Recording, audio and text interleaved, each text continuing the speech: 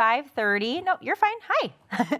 We've got a great crowd of students here tonight, so we're going to get ready to get started. I'd like to please call the Teaching, Learning, Equity, and Pupil Services Committee to order here at 5:30. Could we please get a roll call, Ms. Shope? Yes. Greg Schneider. Present. Spencer Anderson sent notice that he would not be able to be here tonight. And Megan Miller. Present. All members are present except Spencer Anderson. Thank you very much. Anyone want to make a motion to approve the agenda? So moved. I'll second. Any discussion? All right, hearing none, all in favor, please say aye. Aye. Aye. All right, motion passes unanimously. That takes us to item 1D, approval of the minutes. So these are the minutes for the April 18th Teaching, Learning, Equity, and Pupil Services Committee.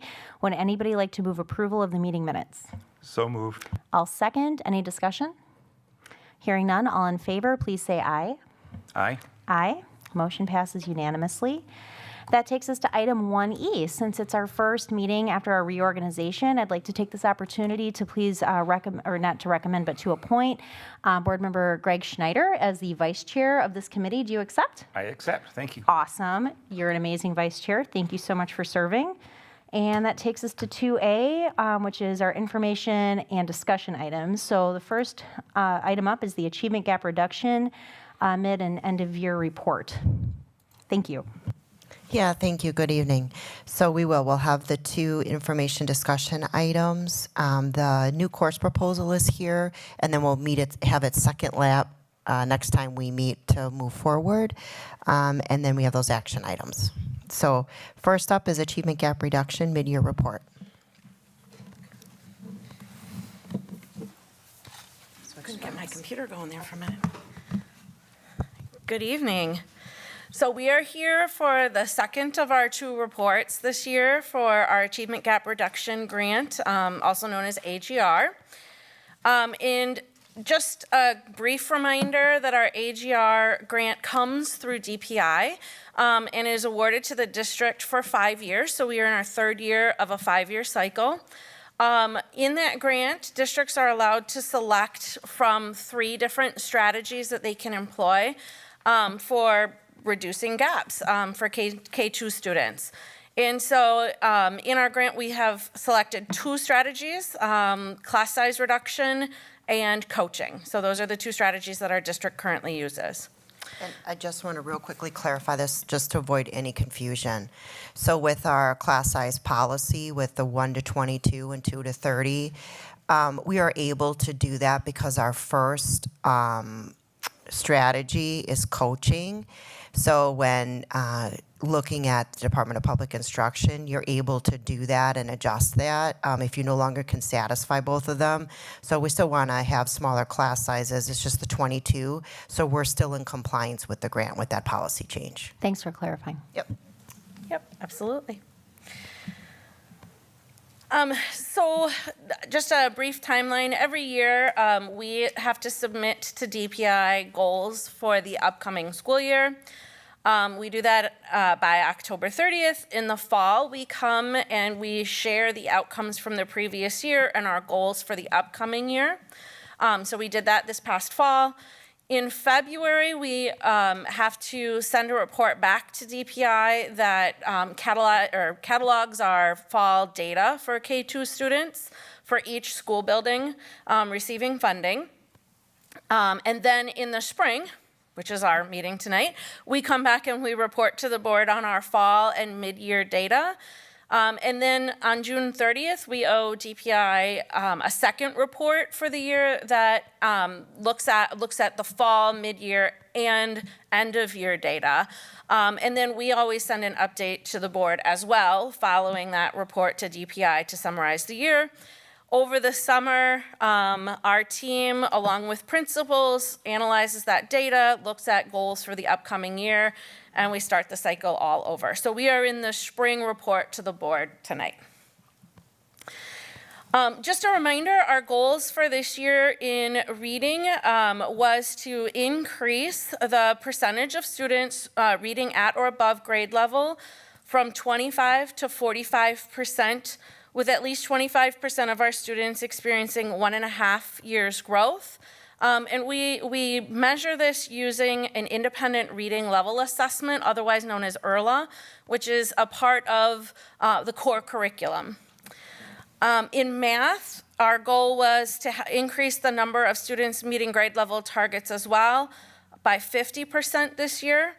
And we measure that using a common standards-based assessment for our K-2 students, and the MAP growth assessment and the benchmark assessment for our third grade students. Our K-2 students do not take the MAP growth assessment, so we have a standards-based assessment that we use instead. Just a quick clarification. So that was through the standards-based assessment, and then was that 2 other assessment points, or was there the one? Nope, so K through 3 all take the benchmark assessment. Third grade, we also use the MAP to confirm. Okay, so third grade does MAPS. Correct. Thanks, sorry. Yep, no problem. All right. So here is our fall to winter. So we're looking from September to January data for literacy, for reading, using that IRLA assessment. And as you can see on this table, every single grade level this year showed fall to winter growth, ranging from 7.3% increase in students meeting the goal to 29% of students meeting that goal in kindergarten. So we've seen quite a lot of growth this year in reading. Similarly in math, when you look from fall to winter, you can see that again, every single grade level showed an increase in meeting those grade level expectations from fall to winter.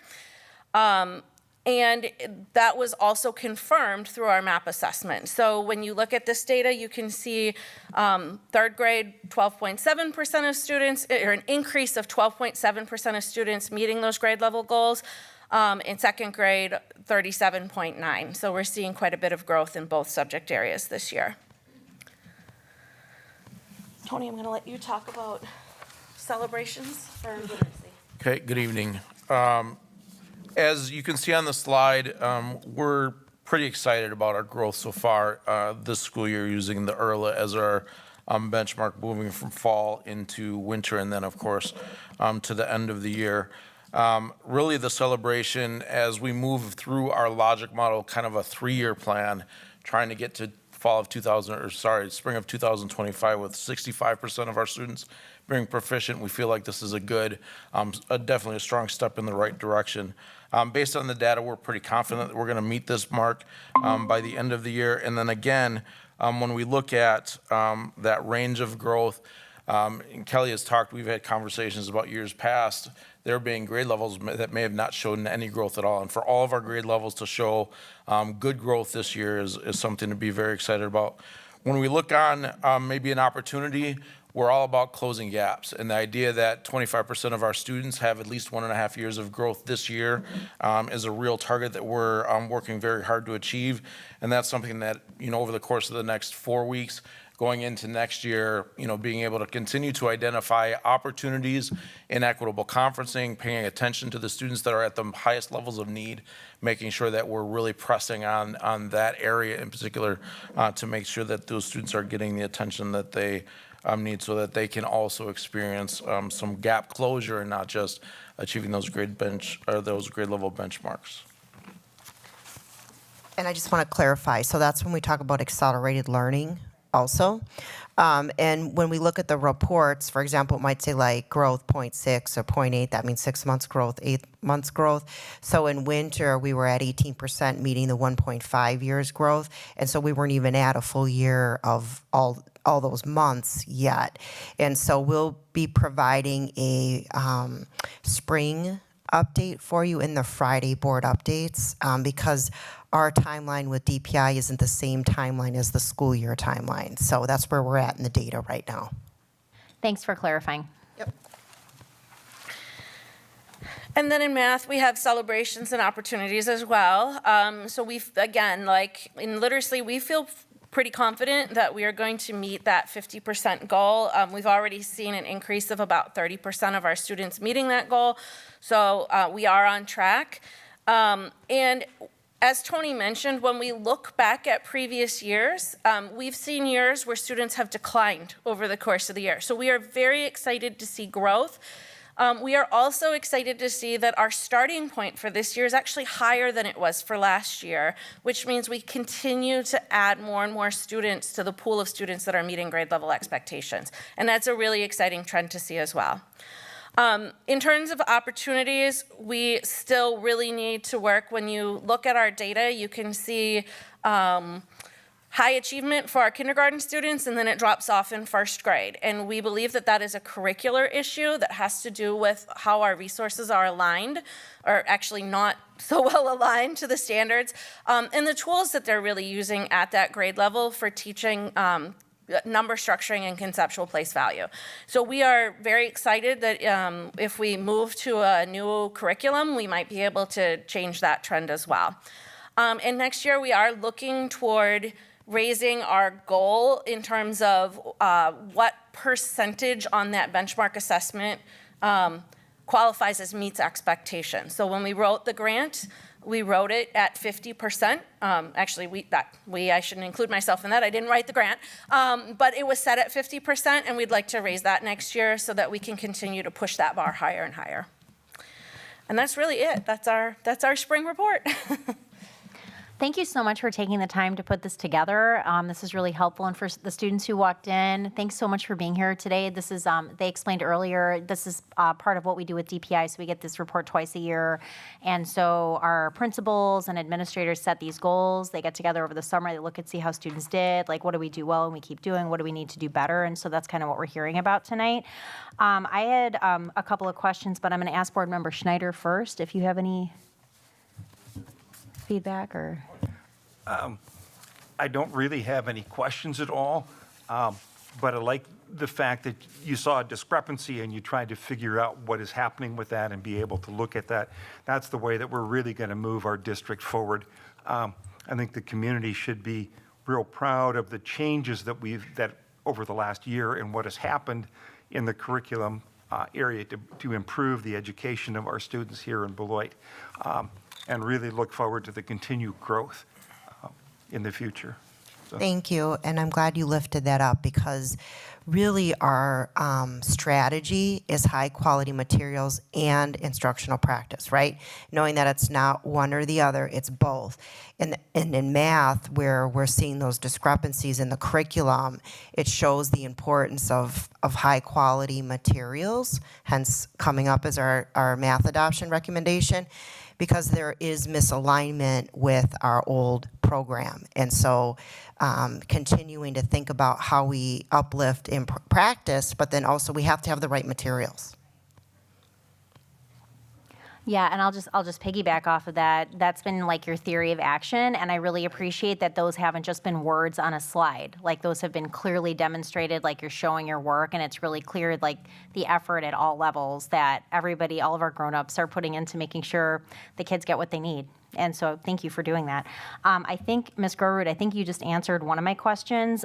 So thank you because one of my questions was going to be like, so what are some things that we'll do to close some gaps where they exist? And you talked about the curriculum adoption and having a better standards alignment, kind of materials kind of situation. So thank you for that. I submitted a couple of questions ahead of time. And so one of them was, has there been discussion around why we are seeing growth in the places where we are growing and why we aren't in given areas? So I think you guys did a really nice job in the presentation. Is there anything else that you'd want to share? I have one more thing. I think one of the other, coaching is our major strategy for this AGR grant. And I think one of the other things that we have done over the last year that's been a little under the radar is that our coaches and interventionists have really gone through a lot of professional learning about early math literacy and how to really work through those fine progressions for growth. And we're starting to see that play out in our student outcomes. So when I think about the work that they do as coaches and interventionists, just a shout out to them because they're doing a lot of deep level learning to bring those strategies into the classroom. Thank you so much for saying, go ahead, Mr. Bosco. Yeah. No, and thanks. I would just add, this is year 2 of implementation of ARC, and we're really starting to embrace the equitable conferencing framework with how we identify where students are in their literacy need. The other part about that is really we started to get granular in how we look at reading and really identifying the skills that our coaches can support our teachers around. We've done things like color level studies where teams of teachers really dig into a particular grade level and what those reading skills and strategies are so that we can really expand, build their capacity. And that will continue into year 3, which again is very exciting because we're making growth and there's even more opportunity there. So. No, thank you for saying that. And yeah, that's something, again, as a parent, I just always like to take an opportunity to thank people for when they do a great job. So thank you. I mean, as a parent, I've experienced that with my second grader, and we've gotten just such amazing support this year from her teachers. I feel like she has an entire building behind her, and I know that I'm not alone in that experience. So thank you for that. I also really appreciate what you're saying about math. I think a lot of times people forget, it's numbers, right? But it's really abstract stuff, for little kids to figure out, place value and all that. So it sounds like that's a great plan. You've already talked about my other question, which is what will we do to address this next year? And then my third question, I know we're going to go into a curriculum adoption, but I just want to ask so we can kind of have it on the record, do we have the resources necessary that you feel like you need to, to meet our needs for next year? Bless you. I do, yeah. Yeah, I would say with our jump to that different integrated platform from Dreambox to Imagine Math, we're seeing outcomes there.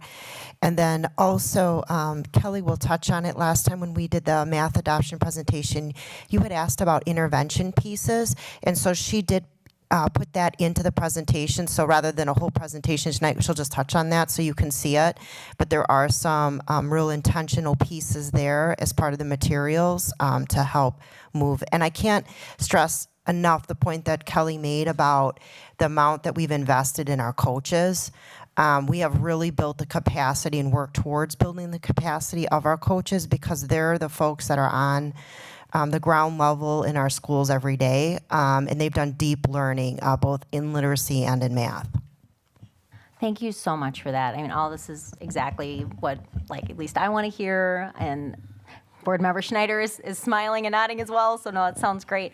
Before we move on, Dr. Garrison, did you have anything you wanted to add? Sure. I just want to make sure we note that, learning is continuous. I think sometimes we forget that cadence that comes with learning. Naturally, you want to see, the pendulum keep moving in this direction. But there's going to be times where you see the pendulum kind of, flatline a little bit, and you're going to see it kind of jump back up. And again, we don't want a lot of those downward opportunities. But just understand that learning is definitely continuous. And I think that sometimes a missing conversation when you're talking about achievement. Where a kid starts at the beginning of the year is one thing. Naturally, where they end at is a whole nother thing, right? And so as long as we are making sure that we're tracking the growth of our students from, 1 month to the next, 2 months to the next, 4 months to the next, 8 months to the next, that type of thing, that's when we really start to understand that learning is continuous. I think there's this finality that happens with schools where we start school at the beginning of the year and then all of a sudden we're at the end of the school year, right?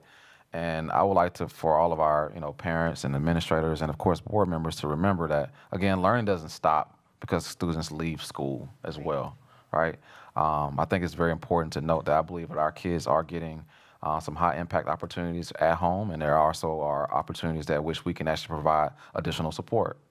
And so we have to note those things as well. We know about the summer slide and those things that were that's been documented and researched for many years.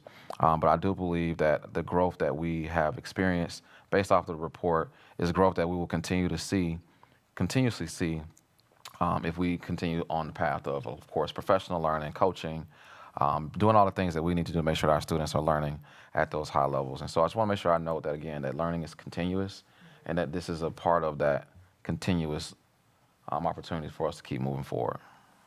Thank you so much, Dr. Garrison, especially since there's students here with us tonight. I mean, all of your learning is valuable. Learning is not always going to just look like this, right? Sometimes learning looks like this, and progress and growth, that's very human. And so you really see that in this report that we just saw. There's, bigger numbers and littler numbers, but we're seeing growth, and that's really extremely valuable, and it's a testament to the investment that everybody at all levels of our district, including students and families, are putting into our kids. So that's awesome. Thank you so much. I just want to move us along to the next piece here for discussion. There's a new course proposal for a 6th through 8th grade DLI humanities course that we're going to hear about next. Good evening. So we have Tony Bosco here and Jason Knoll to talk about a proposal. And this, before they get started, and Tony has a slide that he'll share, I just want you to put on kind of an equity hat or lens and think about how we can offer things differently and outside of the box, because this is a DLI humanities class, which is a hybrid, and it's important because our students will still be getting our ELA standards and our science standards and all the standards they're supposed to get, but this hybrid is a way to be equitable in our offerings, and to think about our middle school scheduling and programming differently, which is what we're all working towards, is improving programming for our kids. So I'm going to let Tony and Jason explain that course, and then we'll be back again to hopefully move it forward.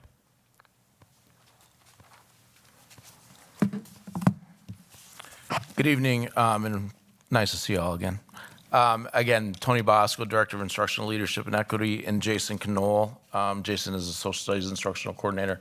Jason's going to start off by talking a bit about the content skills standards and a brief course description for the 6th through 8th grade DLI Humanities course that Teresa was referencing. And I will pull up that one slide.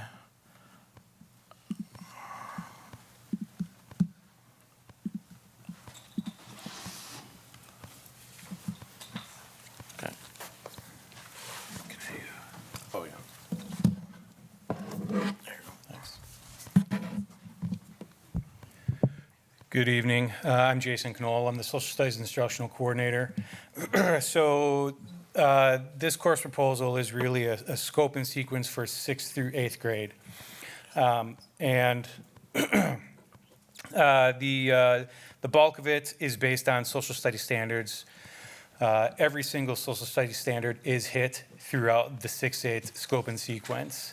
Additionally, the ELA standards focusing on reading, writing, speaking, and listening are addressed.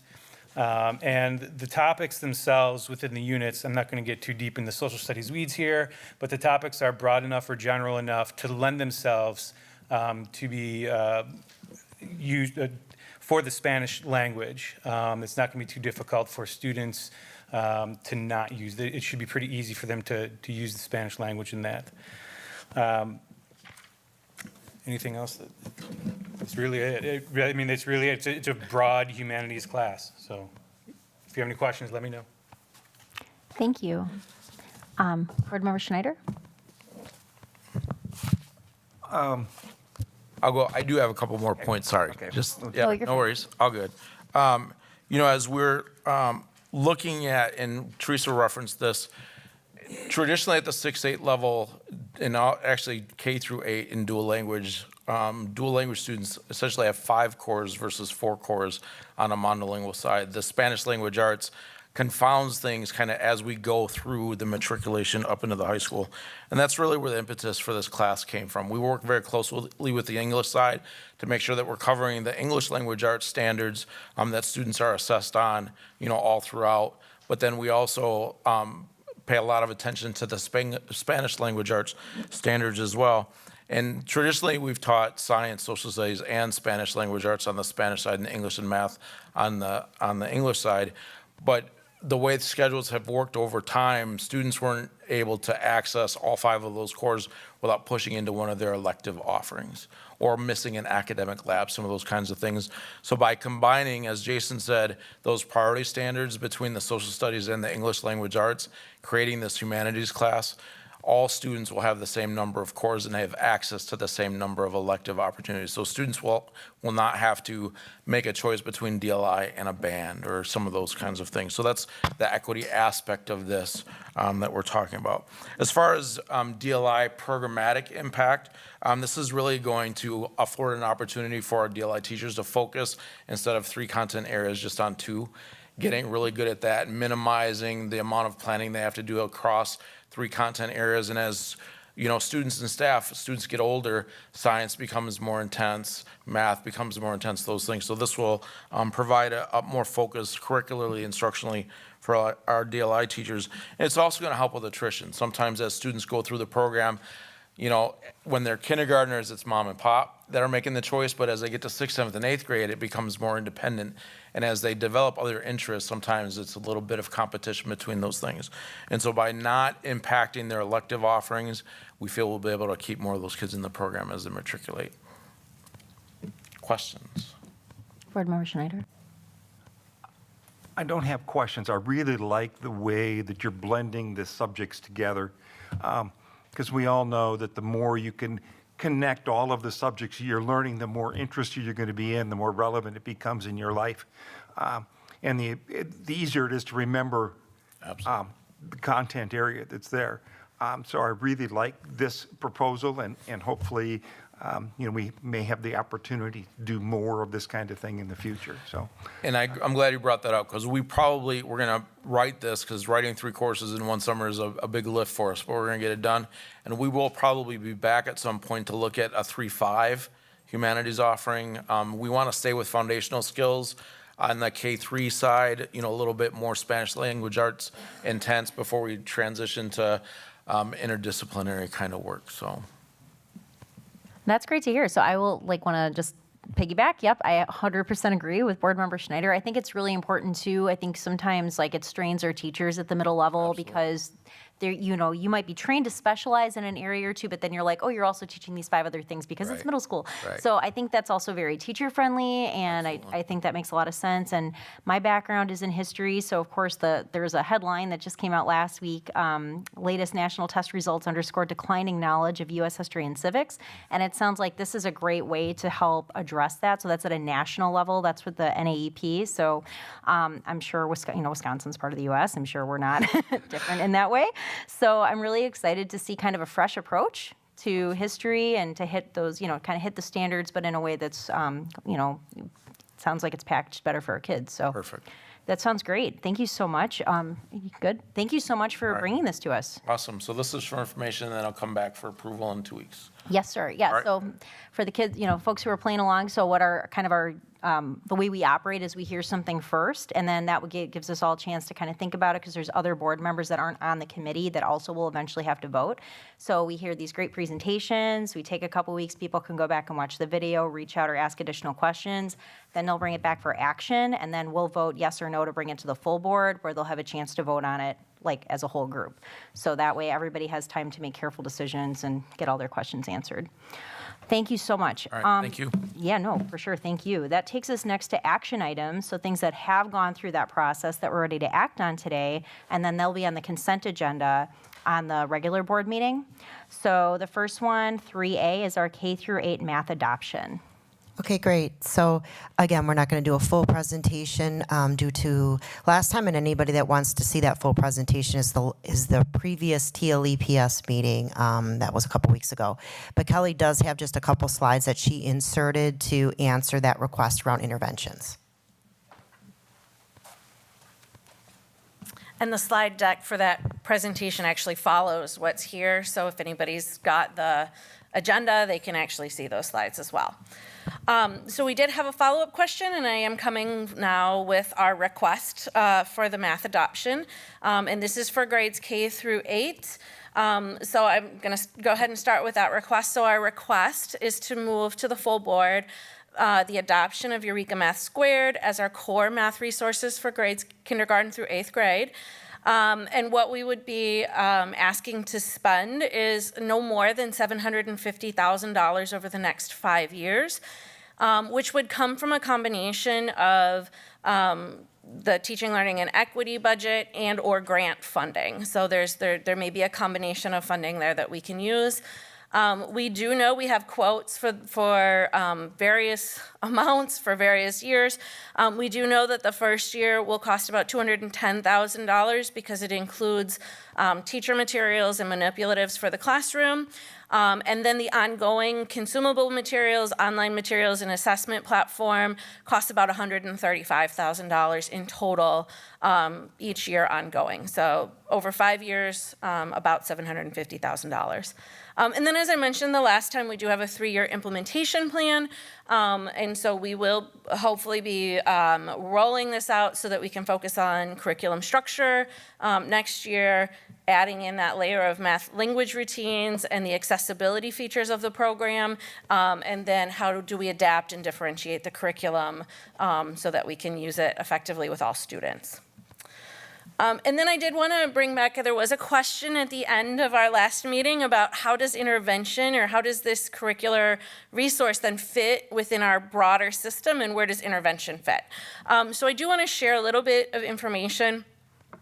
So Eureka Math Squared would be considered our core math resource.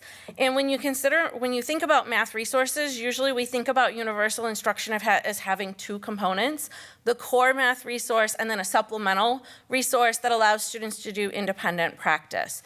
And so our independent practice tool or that supplemental tool would be Imagine Math, which is the program that we've been trying this year. We can assign pathways in Imagine Math, multiple pathways to students in Imagine Math. So we can actually assign pathways that are linked directly to the standards within the core resource. So a teacher might say, okay, we're working on Unit 2 in 3rd grade, and there will be a corresponding pathway within Imagine Math that is for Unit 2 Eureka Math, and the students get to do that practice online. And as a reminder, embedded in Imagine Math are help videos, tutorial videos, and then that online live help, so the students can chat with a certified teacher if they need to do so. And then if we think about those layers of support, we tend to think about Tier 2 and Tier 3. So our Tier 2 intervention resource would also be Imagine Math, but used in a different way.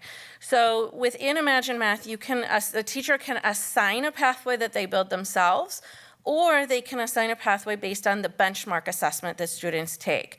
And those can be adaptive, meaning that as students progress through those pathways, if there are learning gaps that they have, the program will actually dive down based on some curricular mapping, pull materials that the student needs to fill those gaps, and then pop the student back up on that pathway. And so for Tier 2 intervention, a teacher might say, okay, it's intervention time. I'd like this group to go to this pathway and work these problems, and this group over here is going to work on this pathway. So they can differentiate in that way, and the students have access to both their core and that intervention pathway. So then if we think about that even more intensive layer for Tier 3, Tier 3A, for a long time we've been using a program called Do the Math, which is Marilyn Burns, if you're familiar with math intervention. It's a game-based and problem-based, very highly regarded intervention structure. And then for Tier 3B, we use a district strategy-based intervention. And this is a little different than just buying a package off the shelf. We have found that some of those packages that programs we just buy off the shelf are very similar to each other, and so they're not differentiated enough to close gaps. So this is really based on some training that comes from Math Recovery. It's called AVMR training. And we have actually pulled from that research-based plan, strategies that work for our students. And we have differentiated those along a really fine learning progression pathway, and I can show you what that looks like here in a minute, to support students learning along those progressions and filling in the gaps as they go. And so we've been using that, and we've actually been seeing quite a bit of success with that strategy-based intervention this year. I do have a couple more slides. If I'm going to kind of buzz through these relatively quickly. But Imagine Math, we've done some statistical analysis now on how our students are performing within that program. And we can see that for every lesson that students passed, they're showing a corresponding rise in their MAP score.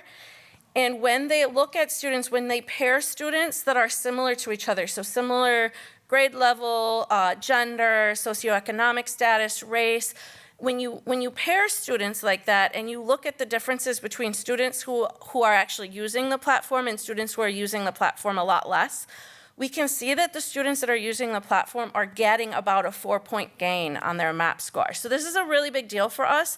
If we can really shift our culture to using Imagine Math both for supplemental and intervention, we believe that we can start closing those gaps. And then in addition for that strategy base, because I know this is a little bit different than just buying something off the shelf, although I'll talk about that in a second too. This is really based off a very, very large research study that was done in Kentucky where using these strategies, they were able to close student gaps by 2 years or more in a single academic school year. And so our coaches and interventionists have gone through some really deep level, it's very intensive training. I've gone through all these courses myself. It's very intensive training. But we've been able to map out for number structuring and number identification and conceptual place value strategies, these very fine progressions that students really have to go through in order to understand how to use numbers.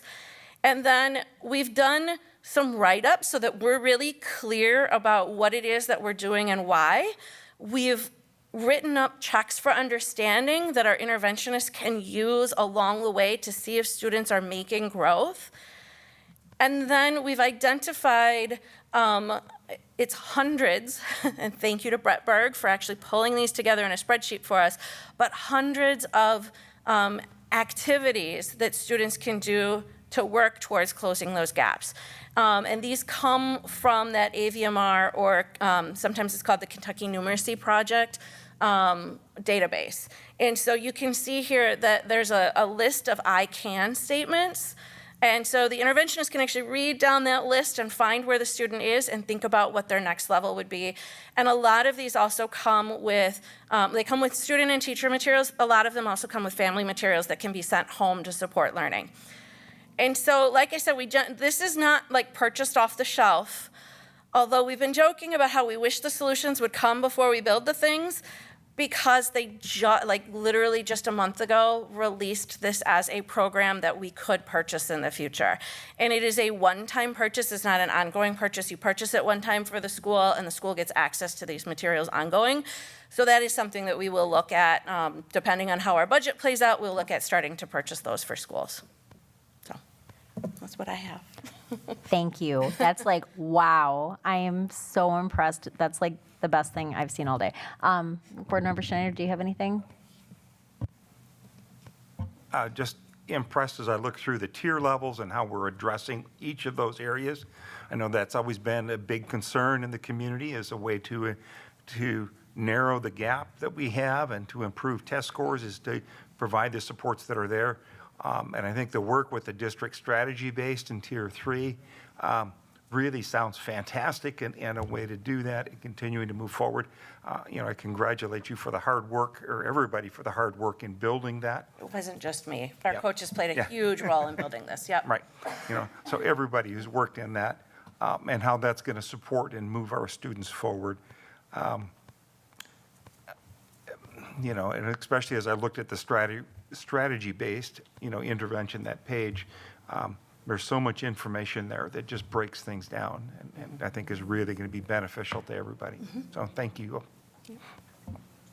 Thank you. Yes, building off of what Board Member Schneider said, I love that there's not only a roadmap and a theory of action and all of these pieces, it's like, here's literally how we're going to take our kids who struggle and we're going to pave a way forward. And I work with Imagine Math.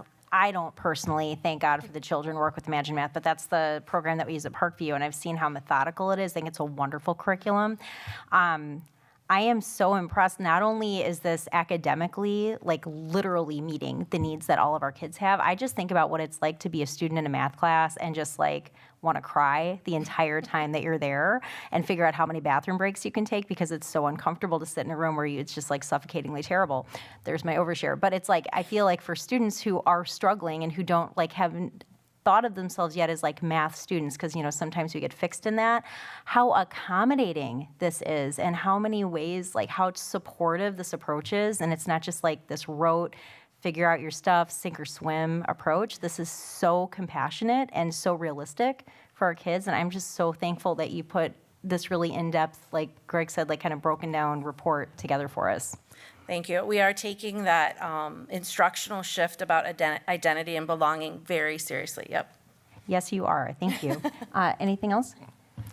So I think when we're thinking about math in general, like between 2010 and 2013, there was a big shift in how we teach math. I think people forget that sometimes, and being a teaching and learning nerd at times, I think it's important that we just remember that there's a huge shift in how we have learned math from what we used to learn from a rote memorization opportunity to more of a designed mathematical understanding of how this all works. I think real life and true life, like real life mathematical opportunities, also very important. Now, naturally, there's a lot more that we can say about the Imagine Math opportunity, but I also think that the teaching will also need the professional learning around this to make sure that our teachers are really looking for ways to connect math in their environment. I think that's a missing piece in a lot of our opportunities to learn math. That comes with professional learning, though, as well. And so from a board perspective, naturally, I believe that as we continue to have conversations around math, those are the things that I will like, you all to keep reminding us of, the importance of bringing the connections to real-world math to the classroom moving forward. I also think that solving problems is a lot different now, too. With Common Core Math being out there and how we look at math, students have figured out different ways to figure out how to answer these math problems. And it's okay. It's okay. It's totally okay, and I think that's the interesting thing about math now. How I used to learn 2 + 2 is different than how kids have learned 2 + 2 now. And so one of the things that Board President Levy said, 2 + 2 is 4, yeah, but 5 - 1 is also 4. And so it's just different opportunities to kind of look at how we teach math. Absolutely, or the words of my 8-year-old, 1 + 1 can be 11. So it's very important that we understand those concepts and have different on-ramps to understanding those concepts. Absolutely, thank you. Yep. So we're asking for the recommendation for the adoption of the K-8 math curriculum resource, Eureka Math Squared, and asking for that action to move to the consent agenda tonight. Thank you very much. All right, so is there a motion to recommend to the full Board of Education the proposed K-8 math curriculum resource, Eureka Math Squared? So moved. I will second. Does that capture everything, Ms. Moratek? Yes, it does. Thank you. Okay, cool. Thank you. All right. Any discussion? Okay, all in favor, please say aye. Aye. Aye. Any opposed? Okay, motion passes unanimously. Thank you so much. That takes us to item 3B, our 4K adoption. So again, we've heard from this before. We've had some time to chew on it. It's coming back again, and we're going to hear from Ms. Elliott. Thank you. Yeah, thank you. And again, she doesn't have a full presentation, so really just here to answer any questions that you might have. And then that recommendation is the adoption of the 4K curriculum resource, Frog Street.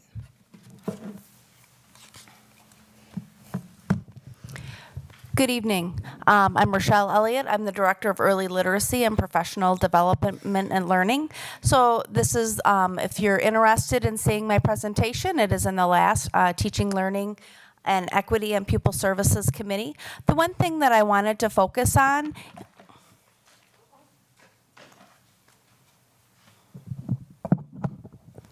is keeping the technology together, apparently. Is how the Frog Street materials align with the Eureka Squared and the ARC materials. They are using the science of reading and the same strategy pedagogy that our other materials that we're adopting for math and we already have for language arts. So that is one of the big things that we were looking for when we were looking for those materials, is that they aligned and set students up for success.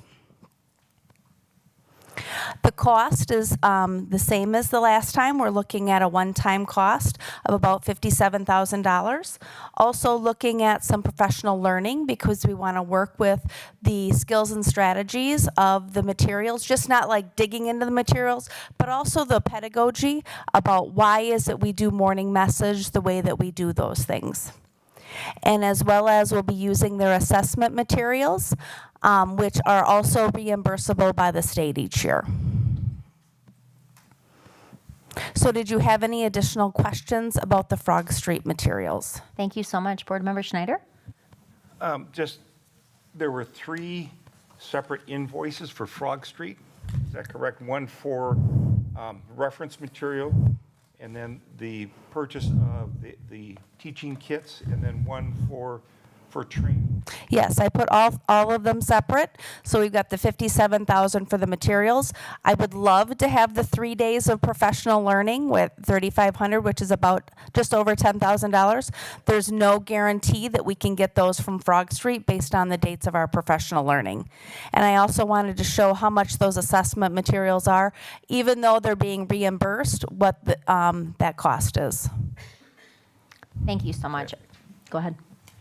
I think if we look at the whole package for all three of those, our cost is just over $67,000. And for a new curriculum for this many, for all of the 4K programs directly aligned to improve our test scores, I think it's well worth the effort that you've put into to make sure it aligns in. Of course, the cost is pretty minimal for a curriculum. The one additional piece that we will have every year, it's about $100 to have teachers have access to the website every year.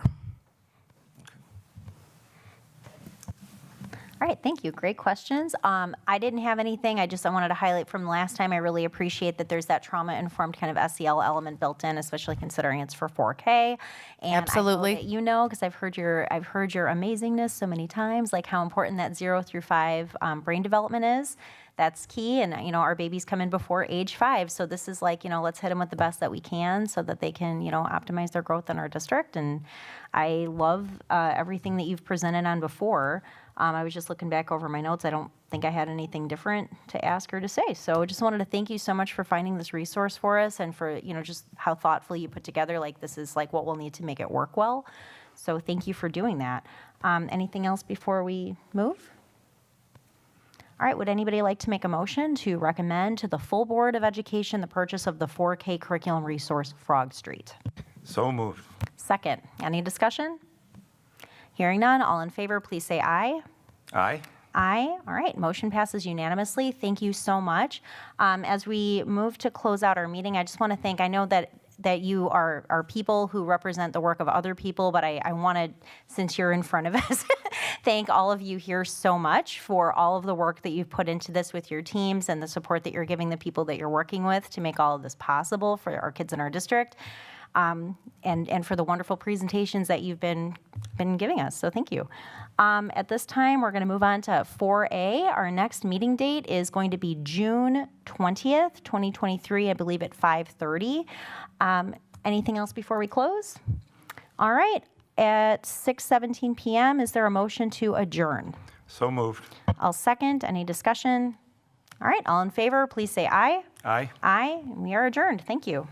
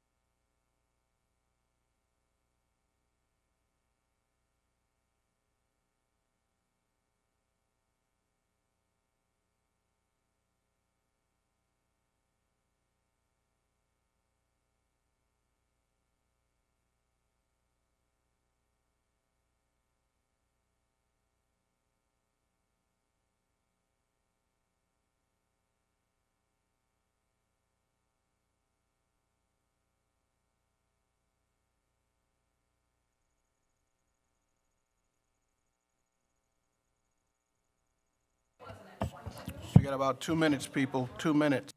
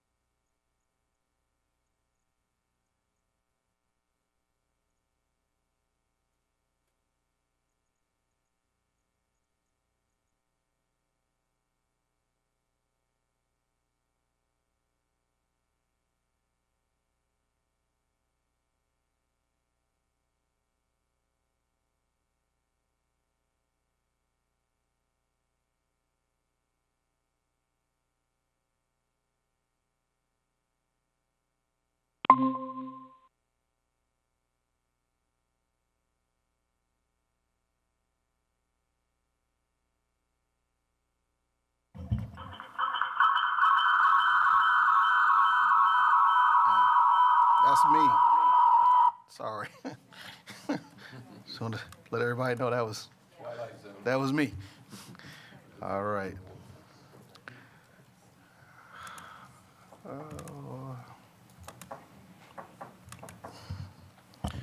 Okay, I'm going to call to order the May 16, 2023 Human Resource Committee meeting at 6:31 PM. Mrs. Shope, could we have a roll call, please? Yes. I'm going to start by letting everybody know that Spencer Anderson sent notice he couldn't be here tonight, and Amy Levy let us know that she would not be here tonight. Okay. So, Brian Anderson, Here? Megan Miller, Present. Brian Nichols, Here. Greg Schneider, Present. Sean Levy. Present. So all members are present except Spencer and Amy. All right. And I'll just make note, as we go through the roll call too, that Board Member Spencer Anderson did submit a written resignation, and we'll have more about that in order. So that's our roll call for this evening. Approval of the agenda. Is there a motion for the approval of the agenda? So moved. Second. It's been moved by Megan Miller, seconded by Greg Schneider. Is there any discussion? Hearing none, all those in favor signify by saying aye. Aye. Aye. Aye. Aye. Motion passes unanimously. Is there a motion for the approval of the May 2nd, 2023 minutes? So moved. Second. It's been moved by Megan Miller, seconded by Greg Schneider. Is there any discussion? Hearing none, all those in favor signify by saying aye. Aye. Aye. Aye. Motion passes unanimously. On to 2A, employment recommendations, a move to convene the Human Resources Committee into closed session pursuant to Section 19.85, parentheses 1, parentheses C, relative to considering employment, promotion, compensation, or performance evaluation data of any public employee over which the governmental body has jurisdiction or exercises responsibility, and Section 19.85, Section 1 and Section G, conferring the legal counsel for the governmental body which is rendering oral or written advice concerning strategy to be adopted by the body with respect to litigation in which it is likely to become involved. Is there a motion? So moved. Is there a second? Second. All right. Is there any discussion? Hearing none, Mrs. Shope, can you give us a roll call vote to move into closed session? Yes, I can. Sorry. Brian Nichols? Here. Aye. Aye or nay? Aye. Thank you. Greg Schneider? Aye. Megan Miller? Aye. Brian Anderson? Aye. And Sean Levy? Aye. Motion carried unanimously. All right, so we'll go into closed session. Make sure you close out of your window.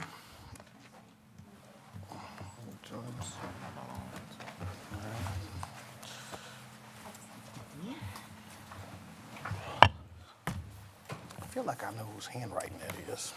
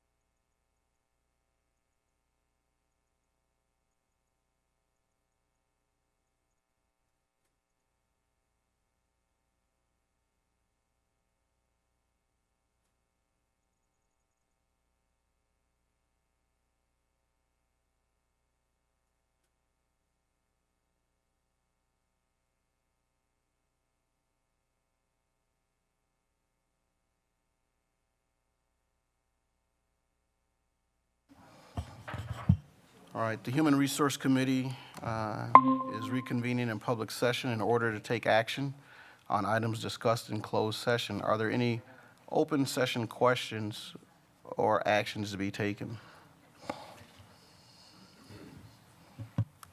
If nobody has any questions, I have a motion. Are we good? Okay, proceed. Sure. I would like to make a motion to approve Exhibit A with the correction of the Todd DLI position being recorded as the Todd DLI position for the person named under support staff, Ms. Galvez, as a professional educator. Yeah, so she's listed as para, but should be listed as professional educator.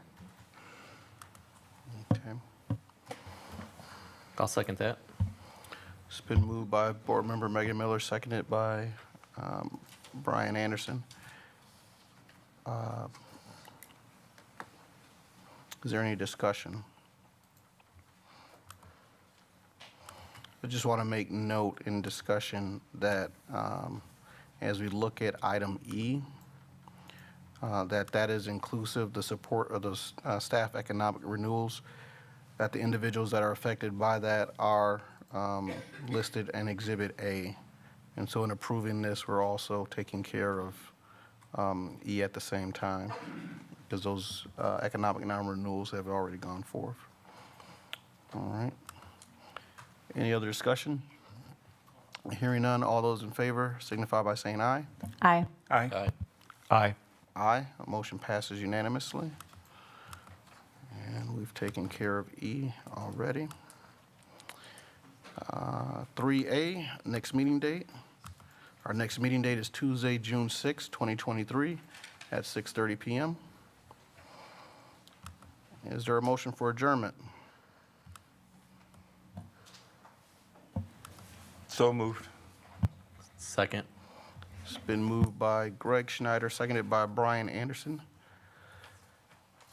Is there any discussion? Hearing none, all signify by saying aye. Aye. Aye. Aye. Aye. Aye. We are adjourned unanimously. About 11 minutes.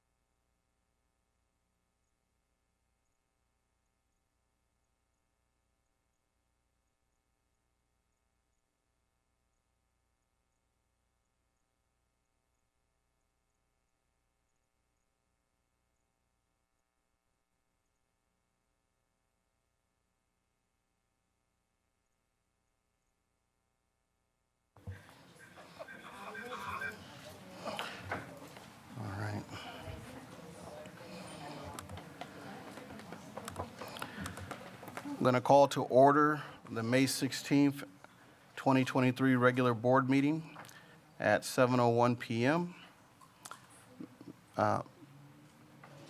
Mrs. Shope, could we have a roll call? And can you also read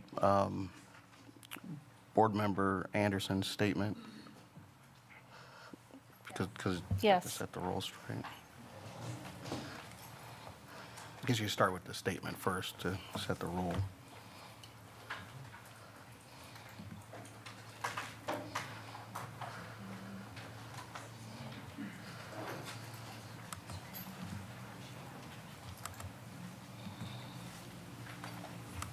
Would you like me to start with that?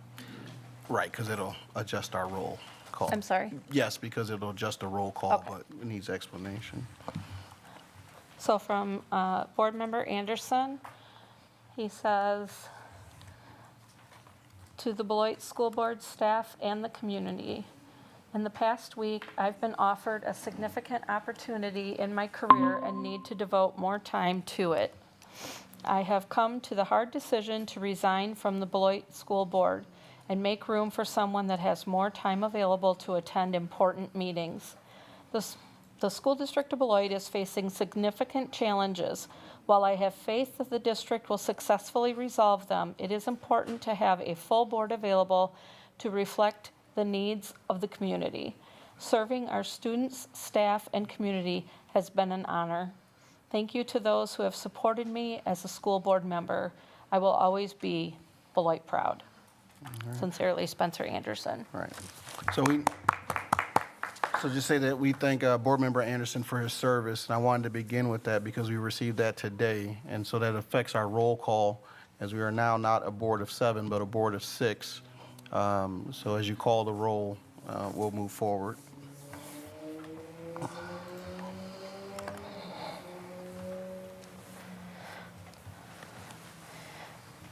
Brian Anderson, Here? Megan Miller, Present? Amy Levy is not available to be here tonight. Brian Nichols, Here. Greg Schneider, Present. and Sean Levy. Present. All members are present then, except Amy Levy. Okay. Is there a motion for the approval of the agenda? So moved. Second. Okay, it's been moved by Board Member Megan Miller, seconded by Board Member Brian Nichols. Is there any discussion? Hearing none, all those in favor signify by saying aye. Aye. Aye. Aye. Aye, the motion passes unanimously. Board Member Schneider, will you lead us in the Pledge of Allegiance?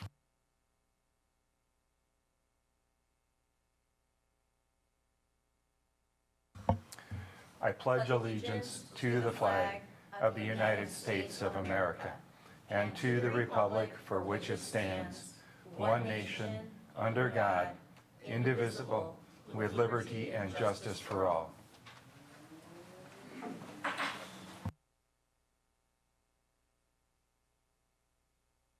Actually need to move back.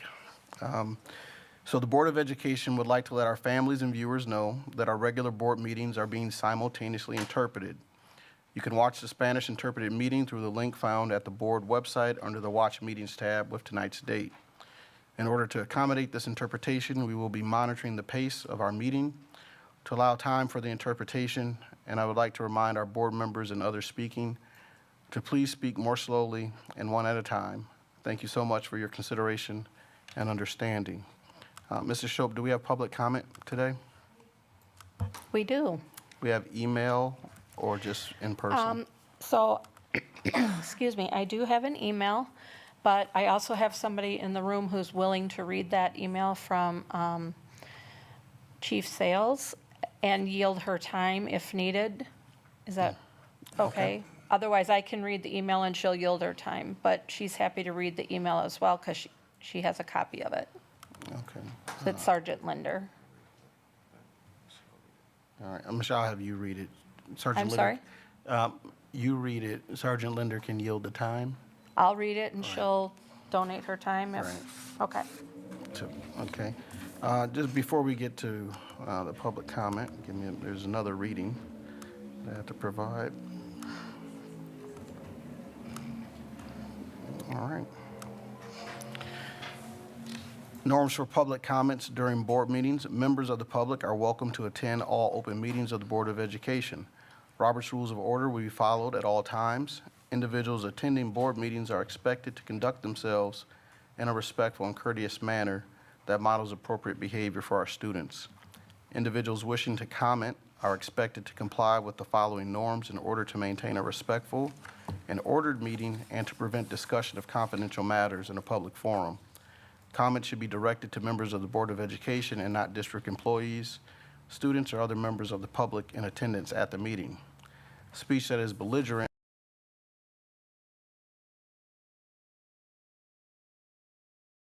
speaker is prohibited.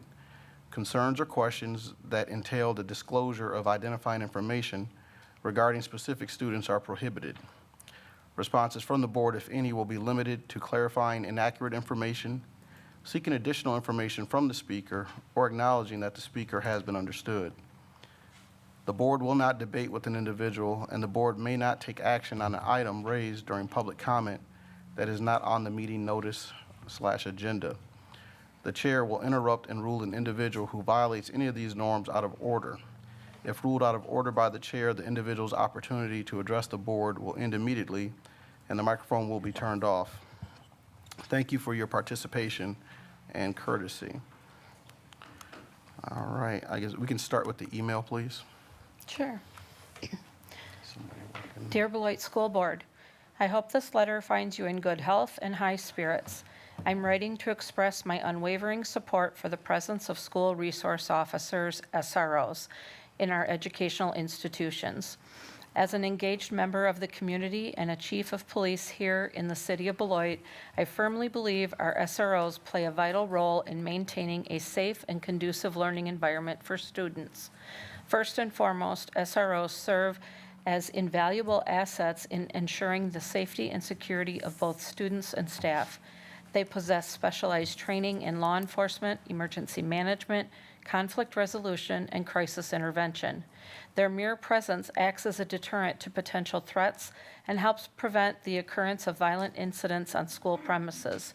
By proactively addressing safety concerns and identifying potential risks, SROs contribute significantly to the prevention of harm and the protection of innocent lives. Moreover, SROs are more than just security personnel. They serve as positive role models and mentors for students, fostering a sense of trust, respect, and cooperation between law enforcement agencies and the youth they serve. By establishing relationships built on mutual understanding and support, SROs help bridge the gap between the police and the community, breaking down stereotypes and promoting positive perceptions of law enforcement. This interaction builds a foundation for students to develop a responsible and law-abiding attitude, enhancing their overall character development. SROs are instrumental in addressing various nonviolent issues affecting students. They actively engage with students, listening to their concerns and providing guidance on matters such as bullying, substance abuse, mental health, and conflict resolution. Their expertise in handling such situations ensures that students receive the necessary support and resources, contributing to their emotional well-being and overall academic success. SROs also collaborate with school staff, counselors, and administrators to develop comprehensive programs aimed at fostering a safe and inclusive school environment. Additionally, SROs serve as a valuable resource for promoting education on topics such as internet safety, drug and abuse prevention, and responsible citizenship. By delivering age-appropriate presentations and workshops, they equip students with the knowledge and skills necessary to make informed decisions, resist peer pressure, and navigate the challenges of the modern world. These educational initiatives contribute to the overall development of well-rounded individuals who are prepared to face the realities of life beyond the school walls. Critics argue that the presence of SROs may contribute to the criminalization of students or exacerbate the school-to-prison pipeline. However, it is crucial to recognize that well-trained SROs follow strict guidelines to maintain a fair and balanced approach when addressing disciplinary matters. They prioritize alternative methods of conflict resolution, such as restorative justice practices and counseling, before resorting to more punitive measures. The goal is to create a supportive environment that fosters growth and rehabilitation, rather than perpetuating a cycle of punishment. The Beloit Police Department SRO program has done just this over its 40 years of existence. In conclusion, school resource officers are indispensable in establishing a safe, secure, and nurturing educational environment. Their expertise in law enforcement, mentoring, conflict resolution, and educational support is instrumental in protecting students, fostering positive relationships, and promoting overall well-being. I urge you to consider the immense benefits that SROs bring to our schools and to support their continued presence as an essential component of our educational community. Thank you for your attention to this matter. I remain at your disposal for any further discussions or clarifications. Together, let us work towards the collective goal of ensuring the safety and success of our students. Sincerely, Chief Andre Sales, Beloit Police Department. Okay. We have a public comment in the room. Yes, I have James Simmons, and he has Stephanie Williams and Dorothy Harrell yielding time to him.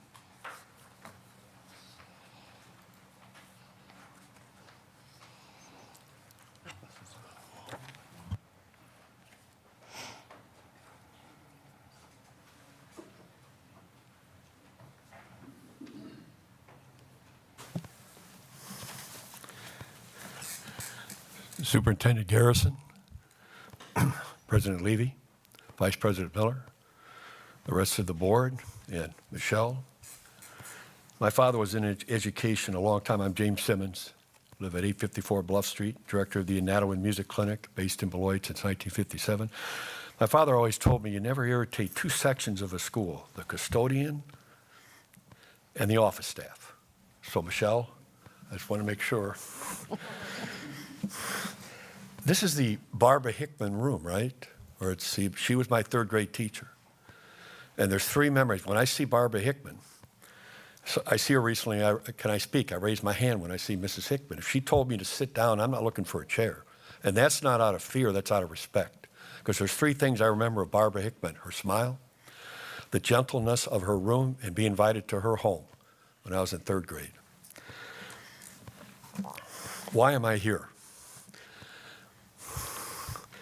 This process started about Johnny Watts. It started in October of I've worked and planned for a year and a half to talk to you tonight. I'll be back again on June 20th. I'm going to leave a package of materials for you about Johnny Watts. I know Superintendent Garrison, I think I got you some materials ahead of time out of respect for your position. It started, you know how you go to McDonald's. It started in October of 2021. I'm at McDonald's on Madison Road. And these young men come in. And, you know, as you hear conversations. And I figured out they must have been basketball players. They'd just come from a practice. So I figured, okay, I'm going to ask them, a question. I mentioned, anybody in Beloit understands the word "the shot"? Lamont Weaver. If someone comes to Beloit and says, I know all about Beloit sports, and they can't, when you mention the shot, and they can't fill that in. So I mentioned that, and they sort of looked at me, no. They'd heard of Kyle Weaver. So that led me to think, and that led to my own personal agony. I lived next door to the highest scorer in Beloit basketball high school history. And I saw him out there from 7 years old shooting baskets. And as I thought about Johnny Watts, I never told him about Johnny Watts. I never told him about Johnny. I run into a lot of people. Johnny, yeah, I've heard it, but they can't fill it much in past that initial Johnny Watts. So I thought about that, and I turned to his dad. I still lived next door to them, and I said, would it have helped for this young man to hear about Johnny Watts? And his dad said it wouldn't have hurt. So that led to then, how do I process this? First of all, I knew I was going to have to contact the Watts family, because I'm not going to do anything without them knowing what's going on. So that led to a meeting at Applebee's a year and a half ago with members of the Watts family and Stephanie Williams, who's here tonight. The family comes in, we're at Applebee's. And Stephanie sits down within 15 seconds. She asks me this question: why are you doing this? Why are you doing this? So I figured she's getting to the point fast. This is their beloved Johnny. His story had become part of their Thanksgiving dinner. They had accepted the fact that maybe someone would never know the full story of Johnny. They were never bitter. Everything that I've done in this process has been something that I've bounced off of them for ideas. They had accepted it. They didn't come with any demands. So Stephanie looked at me and said, okay, I said, to inspire the youth of Beloit. So Stephanie, I know, was thinking, well, I'll see what he has to say. I'm getting a free lunch here at Applebee's, so I'm not going to disturb that. So that started the process of all, this whole step of everything off the Watts family, everything from them, because he is their beloved Johnny. So that led to the last year and a half of talking to people in the community, all walks of life. And that led to 3 talks. Finally, last fall, it was in the paper, written by Jim France. I talked to the young men and women at the high school through Todd Marks. Then that led to a member of the Rotary Club was there. They wanted me to talk to the Noon Rotary Club in January. And then that finally led with Dorothy Harold to the NAACP. And there was a last statement in the article that Jim France wrote. And it said, Simmons said, he is far from done. I want to see the city and school board recognize Johnny's achievements in a lasting way. I'm not sure how yet, but the work isn't over. So when I come back on June 20th, there's 2 great speeches in American history, 1 and 1A. And everyone knows 77 years ago, or I Have a Dream. And believe me, my dream doesn't match either one of those 2. But they can inspire you to have a dream of something.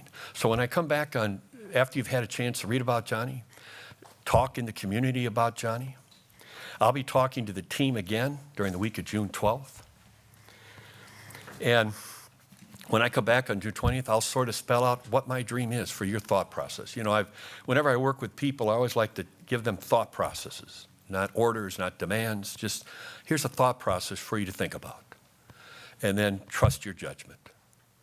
You're not members of the school board to retire. There's no financial reward that great. Oh, I got elected to the school board, I can retire now. No. So, but that should get, yeah, that's not going to happen. But I brought my tassel. I don't know if anybody's ever spoken and showed the proof of their tassel. 1971. And when I mentioned Barbara Hickman, there's legendary teachers, and they're legendary teachers today. They'll be legendary in 20 years. The students are the students. So I know, Stephanie, I just wanted to have Stephanie just use my last couple of minutes. No? Well, that's okay. Dorothy, you want to say? I concur with everything you said. Well, now, I'll take that. Dorothy, I can go home and I've accomplished my life's work. So I know this has been a very fun process, and I'm looking forward to the conclusion. And the Watts family, they listen, they waited 100 years. Whatever you accept is fine. You know, they know who their Johnny was. But once you just think, it's almost 100 years ago that this young man entered Beloit Memorial High School, and the family knows that the education he received in the 30s he would not have gotten in Mississippi.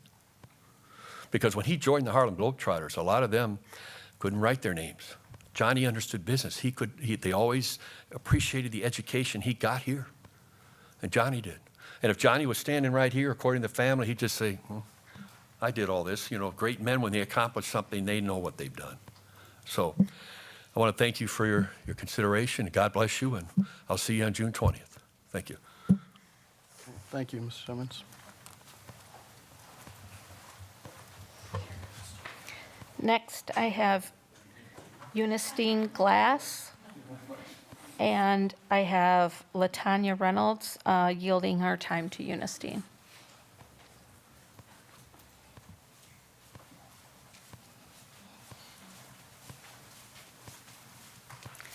Good evening.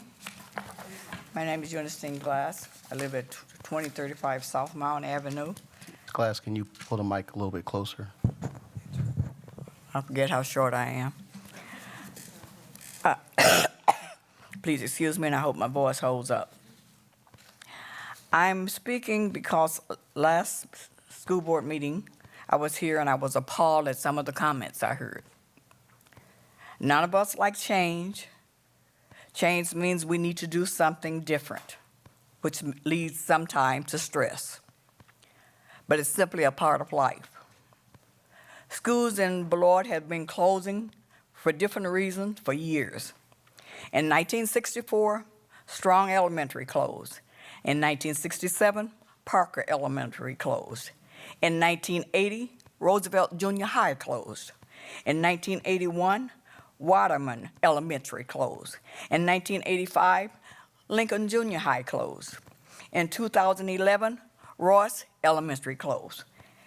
In 2011, Wright Elementary closed. In 2016, McLennigan Elementary closed. Not one time did I recall hearing anybody ask to recall the elected school board members. Not even when a few years back, when the school board president and the acting superintendent were colluding to force most of the black instructors and administrators out. I didn't hear anyone calling for a recall. In their 2-year period, at least 17 of 18 black instructors and administrators were forced out. I am told there were more, including Dr. Williams. No call for recall then. I even came to the school board and asked, why was it necessary to force all of the black instructors and administrators out? I was told they couldn't answer me. I had to email each one of them. I did. No one answered me. I got a reply from one of the school board members. Then, a number of people spoke on the discipline, how bad the students are at the Beloit. There's a number of us responsible for the way our students act. The parents are responsible, the students, the instructors, the administrators, and let's not forget our legislators. The biggest portion goes to the parents and to the instructors. I subbed in the Beloit School District for a number of years. I subbed from kindergarten to high school. And I had no trouble with the students. I simply told them what I expected them to do. I came there to teach them something that they didn't know the day before. And if they chose not to do that, they would not be in my class because they was not going to stop anybody else from learning. So I had no problem with discipline with the children. If the kids know that you love them and that you're doing for them, they act like they're supposed to act. I'll tell you a story. It was a 10th grade. I got a lot of special ed classes. It was a 10th grade special ed. Most of those children did not need to be in special ed. They did like most of us did when we were kids, got away with whatever you could get away with. So it was a 10th grade class, February or March. There was a special ed class. They were clowning around. I gave them my spiel. I think I sent out one. When I send them out, I always call the office and said, they're coming down, they should be in your office, and don't send them back to my classroom. I sent I had to send 2 out. Finally, a young white girl stood up and said, okay, class, stop it. Let's do what she says to do. She's the only teacher that we have had this year that cares whether we learn anything or not. Now that tells you something. And I have seen some of that. A lot of the problem is the instructors a problem. Now, to President Mr. Levy. I did some research on Mr. Levy. Mr. Levy graduated from Beloit Memorial. He has a bachelor's degree in education from Mississippi Valley State University, master's degree in education from Ohio University. He was a social studies teacher for 7 years, assistant principal at Beloit for 3 years, assistant principal at Columbia, Ohio for 2 years, principal in Madison. That tells me he's well educated.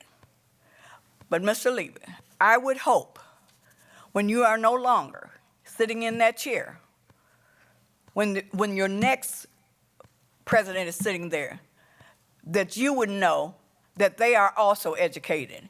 And you would not stand up here at this podium and tell that president what they can't do and what they can do. I would also hope that you wouldn't, excuse my language, but you would not stand there and tell your board members, tell their board members that they should turn on their mic, make sure that they keep their camera on all the time. They're smart enough, they're educated also. They're smart enough to know when they want to turn their camera on and when they want to turn it off. So I think that's rude, and you do, and I know, Mr. Levy, that because you're educated, you're not gonna do that. I could use another term, but I'll just say you won't do that. Okay. Now, the reason I think that those people were dismissed. Just a minute. You're at your time. Is there someone who's willing to yield more time to Ms. Glass? Okay. Statement. Yeah. Well, yeah. Okay. Okay. I'm almost done. Right. Because I feel like the reason that the people, they started this mess when they got rid of a lot of the other board members. And I'll tell you the reason I didn't get an answer. The answer was racism.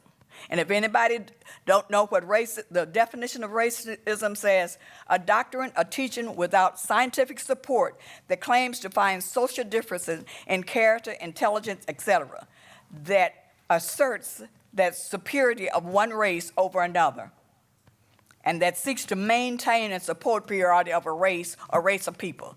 Now, I call a spade a spade. That's exactly what's going on, and we need to stop that. Because if I had my way, I would have a sign at every corner that says no race is superior to any other race. The only reason there's a difference is because of the opportunities that is afforded to each one of us. Thank you.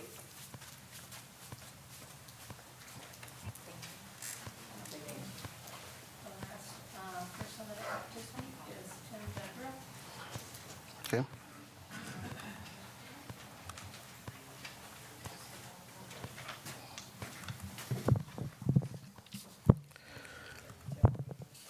My name is Tim Vedra. I'm the president of the Beloit Education Association. I reside at 1516 Windtrace Court in Rockton, Illinois.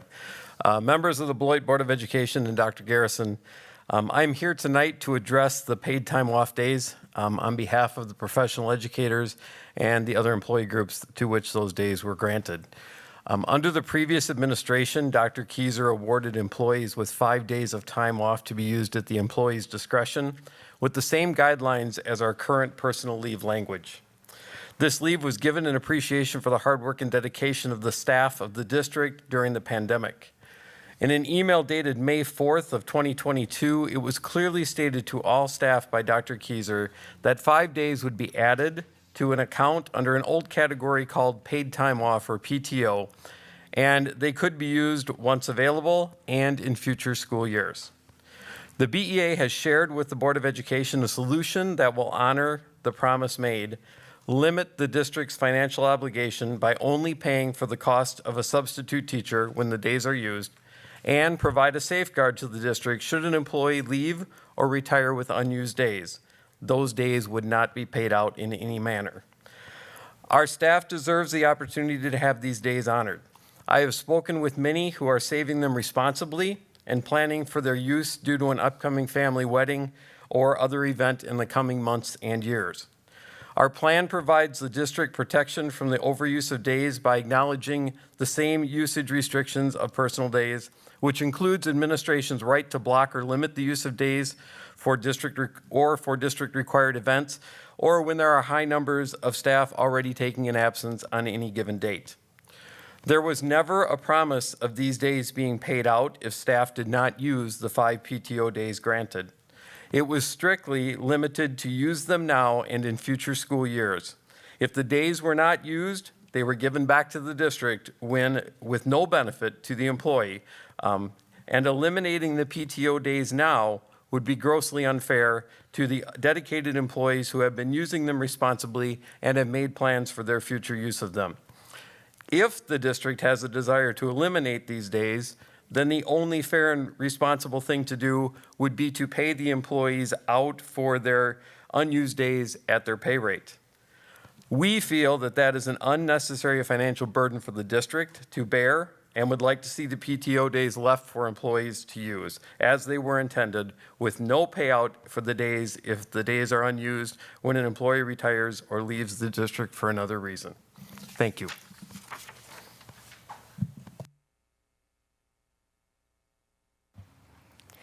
I don't have any more public comment, but I would like to note that the student board representative did contact me and indicate he could not be here tonight due to illness.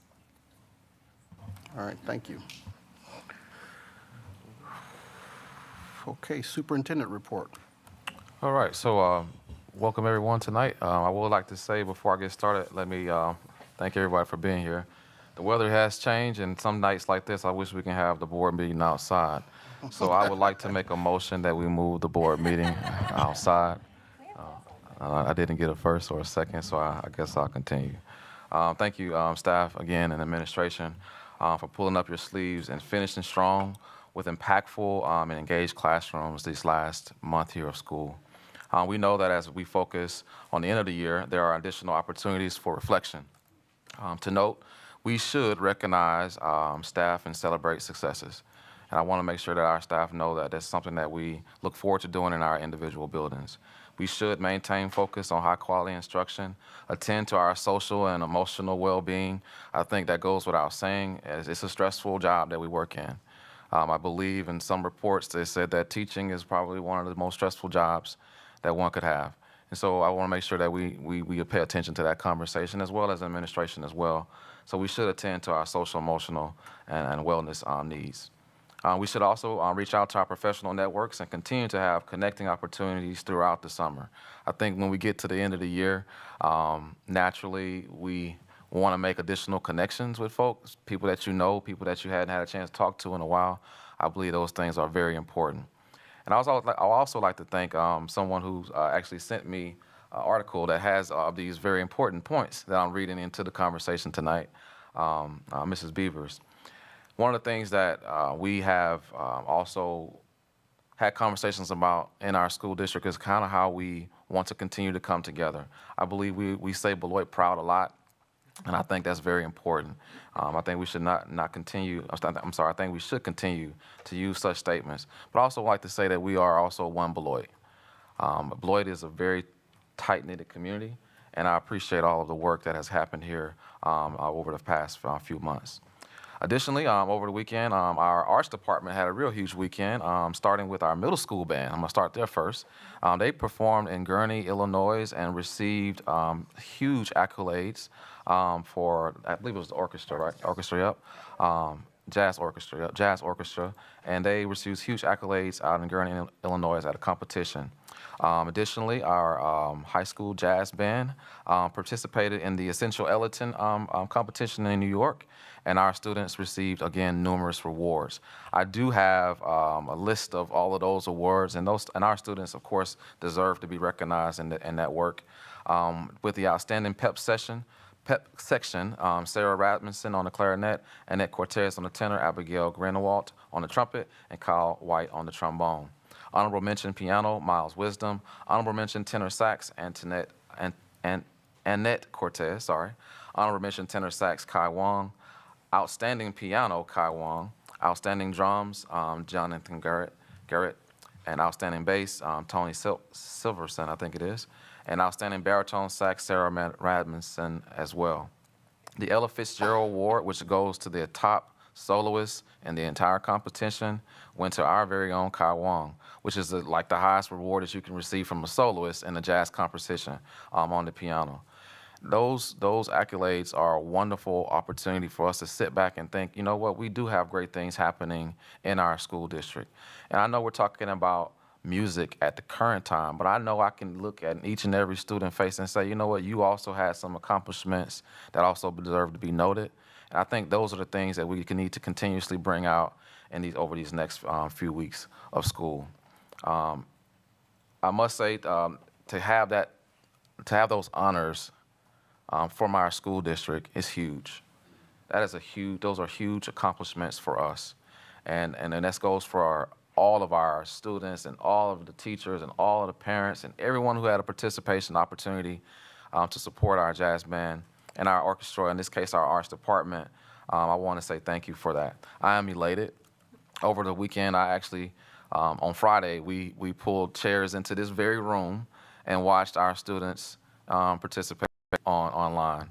It was a wonderful opportunity for us to see it in live action.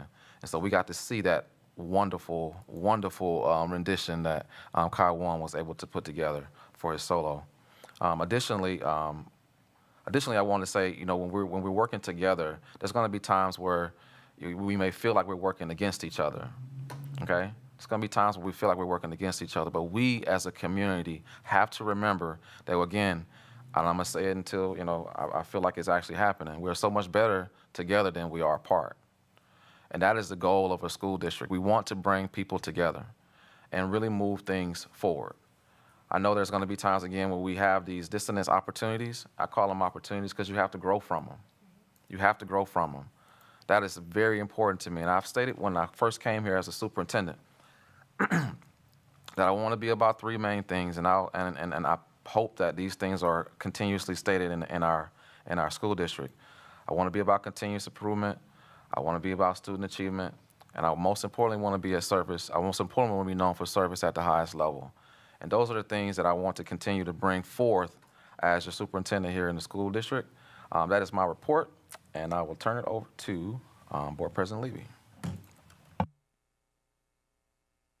Thank you. Are there any questions from board members to the superintendent? Okay.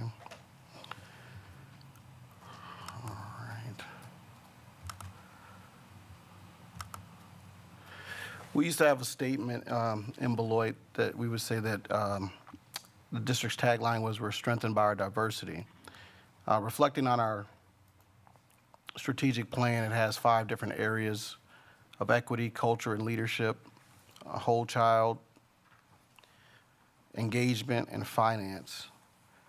And we've added this board president section because there is a need for us to directly communicate some things to the community in ways that is just not happening in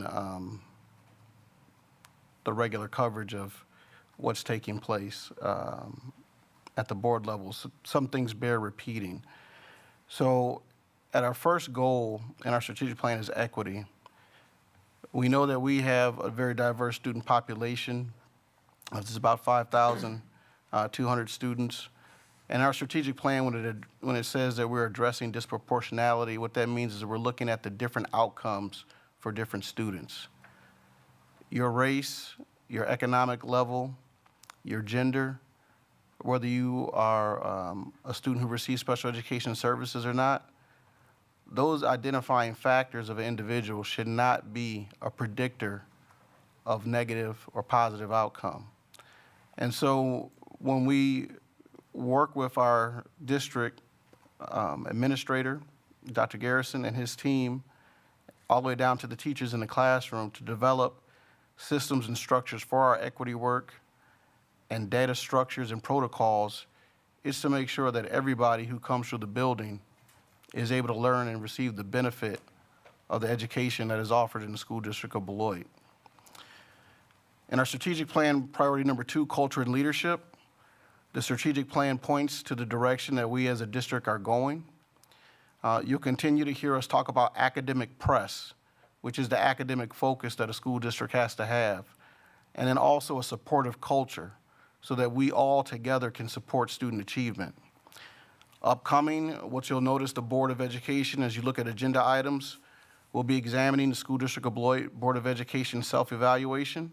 That's completed by the WSB Annual Development Tool, where we examine the key work of school boards, and that's the work that we use to ground our practice That's how we decide what it is that we need to do.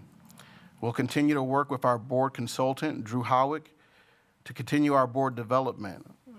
We have some things to add to our collective commitments, which grounds our work and guides us in the work together as 7 people so that the 7 of us are working in a manner that supports the administrator that's here so that the 7 of us are not the cause of failure in the district. Additionally, we'll be completing the roles and responsibilities activity where we discuss individual work that the board is responsible for and what the superintendent is responsible for and where those duties overlap and we have shared work.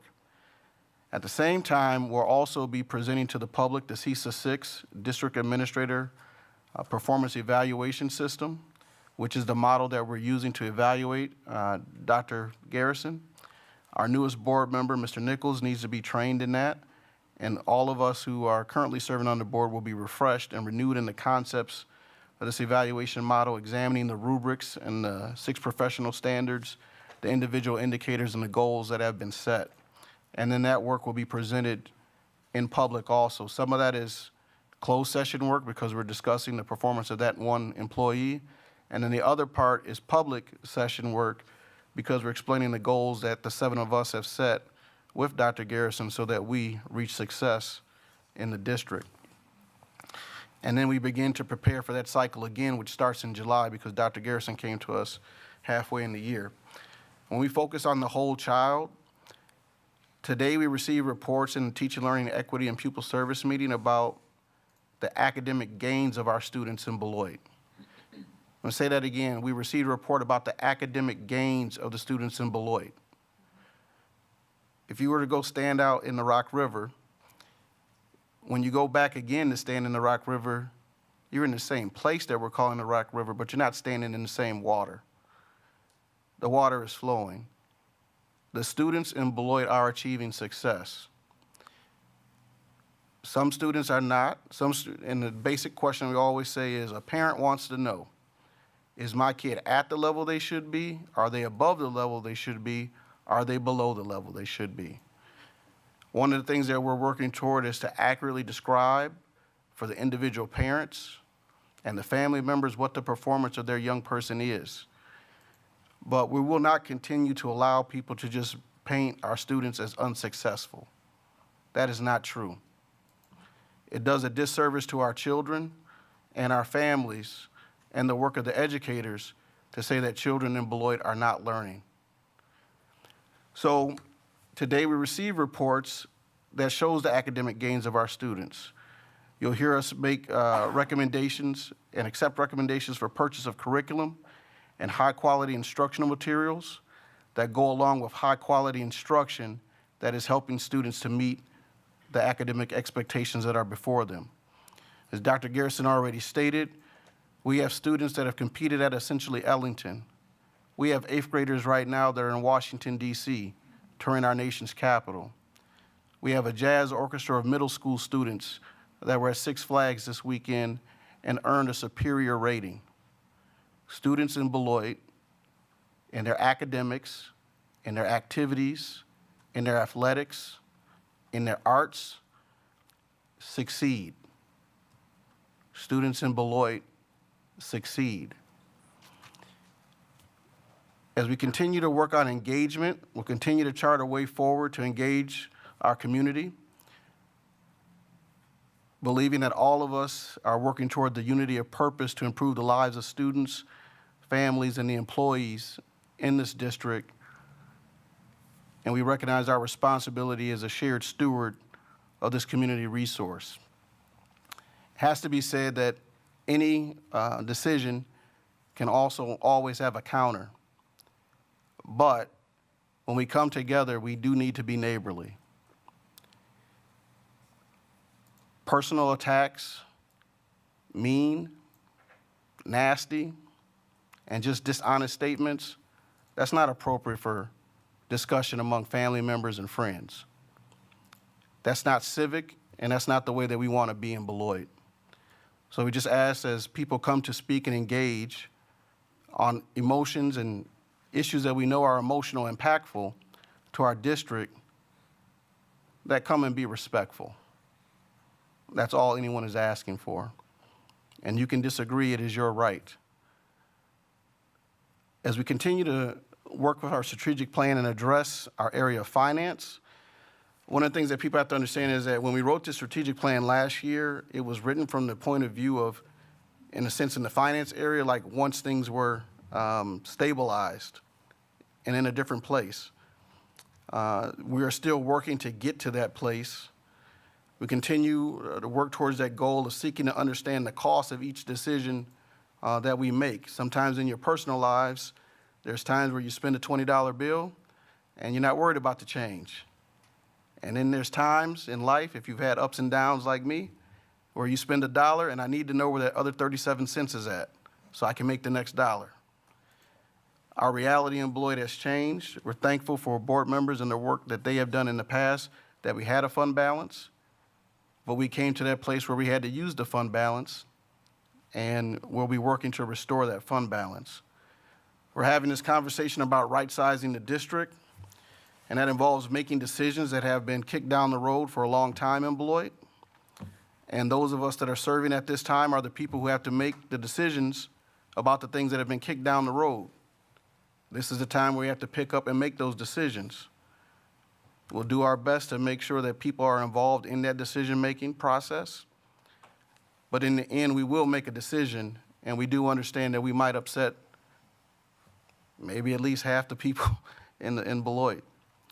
Because some people want things to be one way and some people want things to be another way. But we have to make a decision and then move on. And we've done that. We continue to make adjustments to our workforce. And we do recognize, many of us, some of us as former employees, many of us who sit here as former students, that those people that work in Beloit have been our friends, our neighbors. They've given great care to us. To even listen to Mr. Simmons talk about Barb Hickman. That's the way people remember their educators. And so, again, we have different classes of employees, which we have different timeline contractual obligations to, and we are taking steps with each of those groups to adjust to the fact that we serve about 2,000 students less. It has been said many times that these adjustments need to be made, but this is the first time that these adjustments are being made. So we will continue to work our way through methodically and with precision as we get to where we need to be in terms of the number of students that we have and the students that we need to serve with the staff that we can support financially. Combined, we've almost found about $4 million as Dr. Garrison is working through our budget, combing through, and we're hoping that that will help us to end not at a deficit of $4.4 million. So in closing, again, I just want to remind us that we have some decisions to make. Some of those choices are the same choices that other communities around the state and the country are facing. Even as we consider school closures and consolidations, that's not unique to Beloit. That is happening in other places also. But what we are now that we were not last year is better positioned to make decisions. When we receive finalized numbers from the state in July, when we have our third Friday count, we'll be able to make decisions that we have not been in a position to make before. When we get to October and we present a budget, and when we have to talk again about referendum opportunities, building studies will be completed. There's lots of work that is planned, but we are improving, and we're trying to meet the expectations of our community, to serve the children of Beloit, to make our community proud, and to serve the employees that we have. Thank you.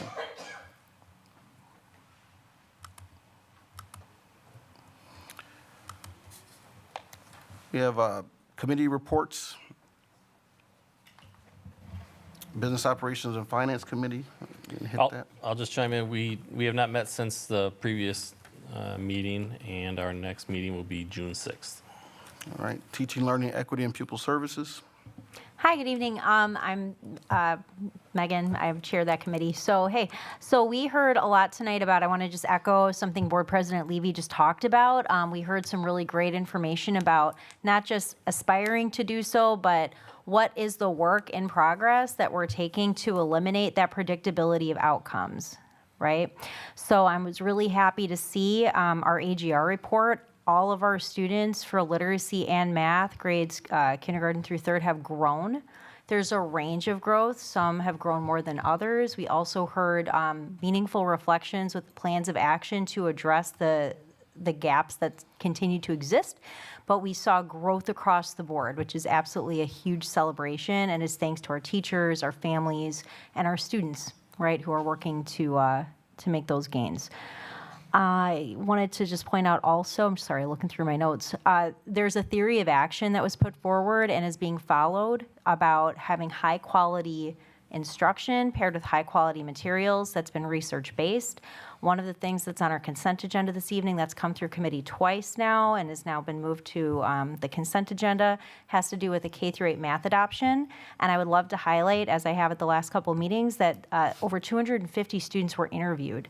So student voices, family voices, teacher voices were lifted up during that process and critically integrated not only into the selection of which two curriculums they piloted, but also the final selections on what is going to be the core curriculum and what's going to be like the helper intervention curriculum. Our committee had asked last time about more about intervention. Something that we hear about sometimes as board members is making sure that all of our kids get what they need, and you know what happens if a child isn't learning in that regular core curriculum. So. Ms. Grower presented a really great, very thorough roadmap of exactly how those interventions will take place. So not only are we saying, but the work has been shown, I think, this evening, the plans that are put in place to truly meet the needs of all of our learners through K-8 math, and I'm very excited to see that come to our consent agenda this evening. We also made a motion to move the 4K curriculum to the full board, so that's also on the consent agenda this evening. It's called Frog Street. Adorable. And it's well aligned with both Eureka Squared, which is the math recommendation, and also ARC, which is our new reading curriculum that we put in a couple years ago. That's also helped produce some growth so that our kids, right when they come in, at a time, you know, kids 0 through 5, their brains are the fastest growing and fastest learning they're ever going to be again in their lifetimes, are going to be met with this very high quality curriculum that's well aligned to everything else that they'll be brought into in their elementary school experience. We also, let me see, make sure I didn't miss anything here. I mean, there were other reports as well, but I mean, those are kind of the two big ones. So you can look for action this evening on the consent agenda. We got our AGR, and I think that just about covers it. Our next meeting is going to be June 20th. All right, thank you. In the governance meeting, we met April 25th. We did discuss the timeline for a board organizational meeting, reviewing committees and data structures, the DAPES evaluation model, evaluation training, collective commitments, and the Board of Education superintendent roles and responsibilities, the WSB annual board development tool, discussion of academic goals and standards, which you'll hear more about, and discussion of parent and community participation and feedback regarding the Board of Education decision-making, and a finance presentation was presented. And in the next upcoming governance meeting, we will also be addressing filling the role of the recent deceit from Spencer Anderson as he stepped down. And we'll follow board policy as we work our way through that. Legislative update and policy committee. The board member is not here, so we'll move forward to consent agenda items. Can I make a comment on the policy committee? You got it. Just to kind of update everybody on how the policy committee works is we take on a number of different policies that we review each month, but we only send policies that are complete. So we take the policy and any rule numbers with it, and all of them need to be finalized and approved before they move on. So sometimes we might have a change that we're looking for more information before we make a change in one of the rules that go with it. So those all get held before they get sent to the school board. As we look at the policies that are in the school board meeting tonight, that are here, so we're looking at the agenda preparation and dissemination, relationship with law enforcement authorities, and relationship with health authorities, and the relationship with the fire department. Again, with the relations with law enforcement, The intent that at least I had, and I think the intent that the committee had when we looked at that, was not limiting the communication and the relationship with law enforcement to solely the SRO program, which is what the policy currently states. That we wanted to make sure that we followed and had a good working relationship with the entire police department, not just with the SRO program. I completely stand behind the SRO program. I think it is important for our school district, and I think that will continue, but we just wanted to make sure that the policy was not limiting what we were able to do as we move forward. And it's the same thing as we look at all of them. As we review policies, we want to make sure that the policy matches what's actually happening in the district. We don't want the policy to say something and require us to do something that is very difficult or isn't appropriate at this time. And so sometimes we add and we change as we go through that. We are systematically going through all of the policies, which is required to do, and we'll continue to do that as we go forward. Our next meeting will be June 7th at 5:30. Do you mind if I piggyback real quick, Board President Levy? Thanks. To the point of the SRO piece, I just want to, if I may, just piggyback off of Board Member Schneider. I was also a part of that policy discussion, and I think that for whatever reason, it's sort of been a lightning rod issue for a great deal of rumors. So I was board president in December of 2020 when Dr. Keyser and I, who's our former superintendent, sat down to talk about renewing a contract. The contract did not have language that allowed it to be renewed. We needed a new contract. And so at that point, we initiated a discussion of a new contract, which also Chief Sales spoke to last year when this came up and came around. And I think it caused a great deal of upset for a lot of people when the rumors spread around that we were eliminating that program. That has never been accurate, and so I see apparently it's been a lightning rod issue again. And having been part of that discussion at Policy Committee, I would just want to echo the sentiment was to expand language that will allow us to have increased and better communication and partnership with our law enforcement community. So just wanted to speak to that. Thank you.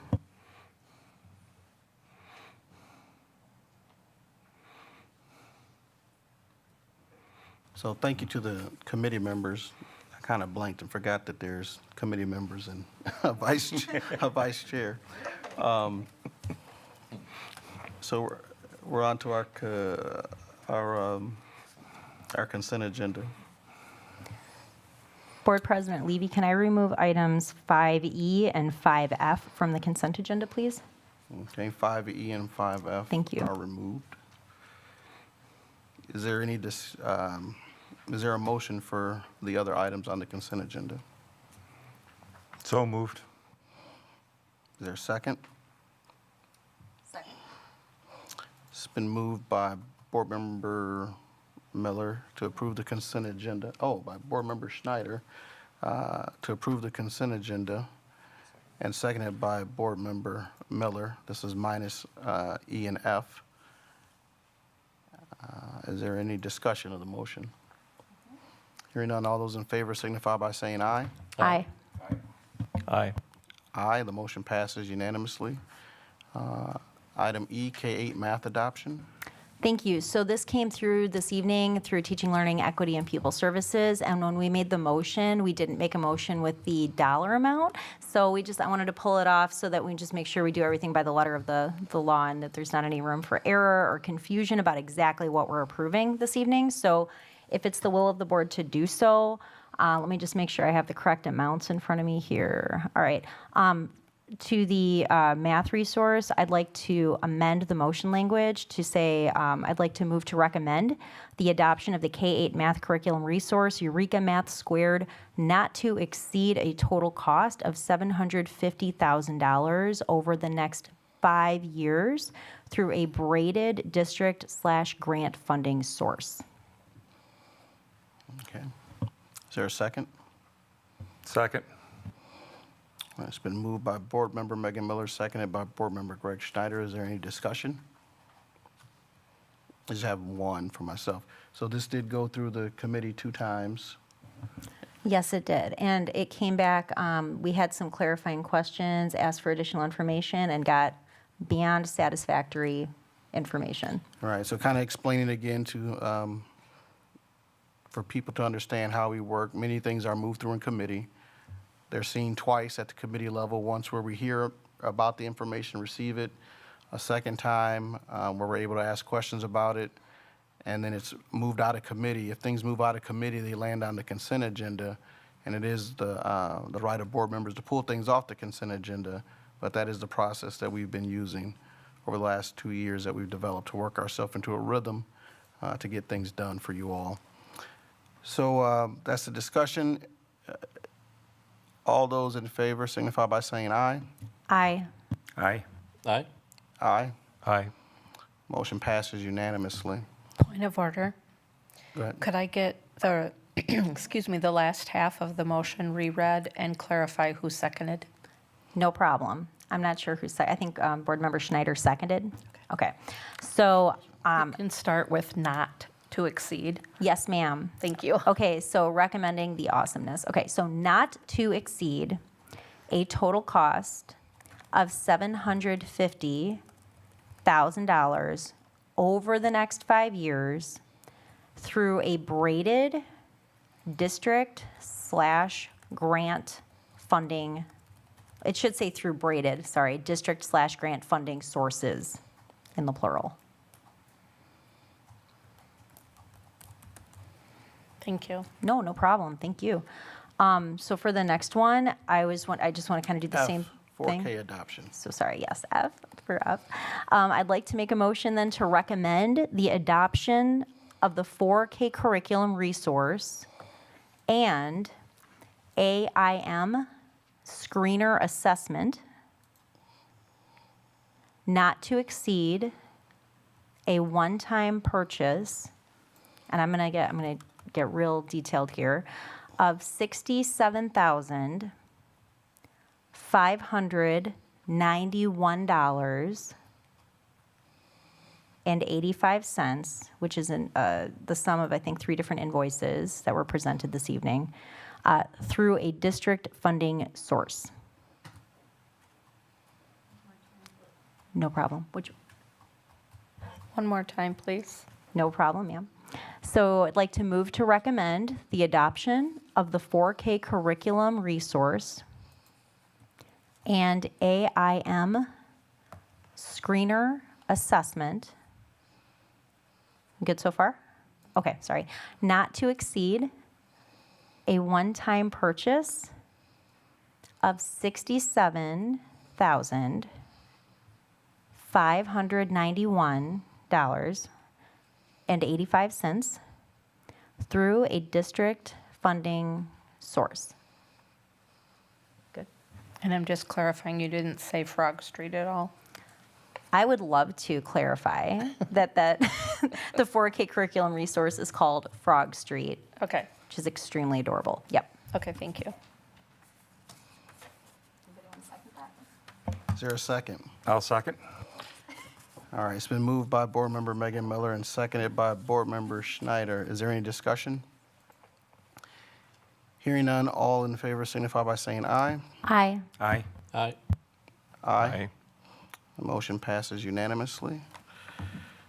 All right, 6 action discussion items. COVID-19 PTO benefit.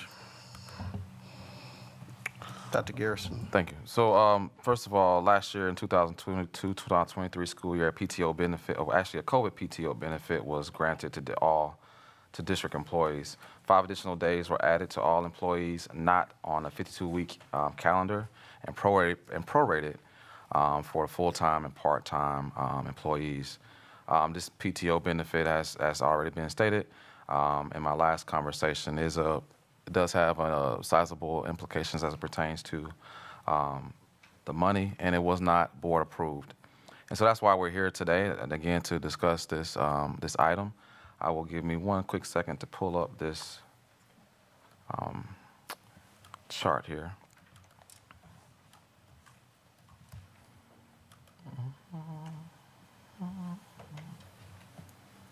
And I'll walk us through this chart in one quick second. Turn the camera on. Share the screen and turn the screen.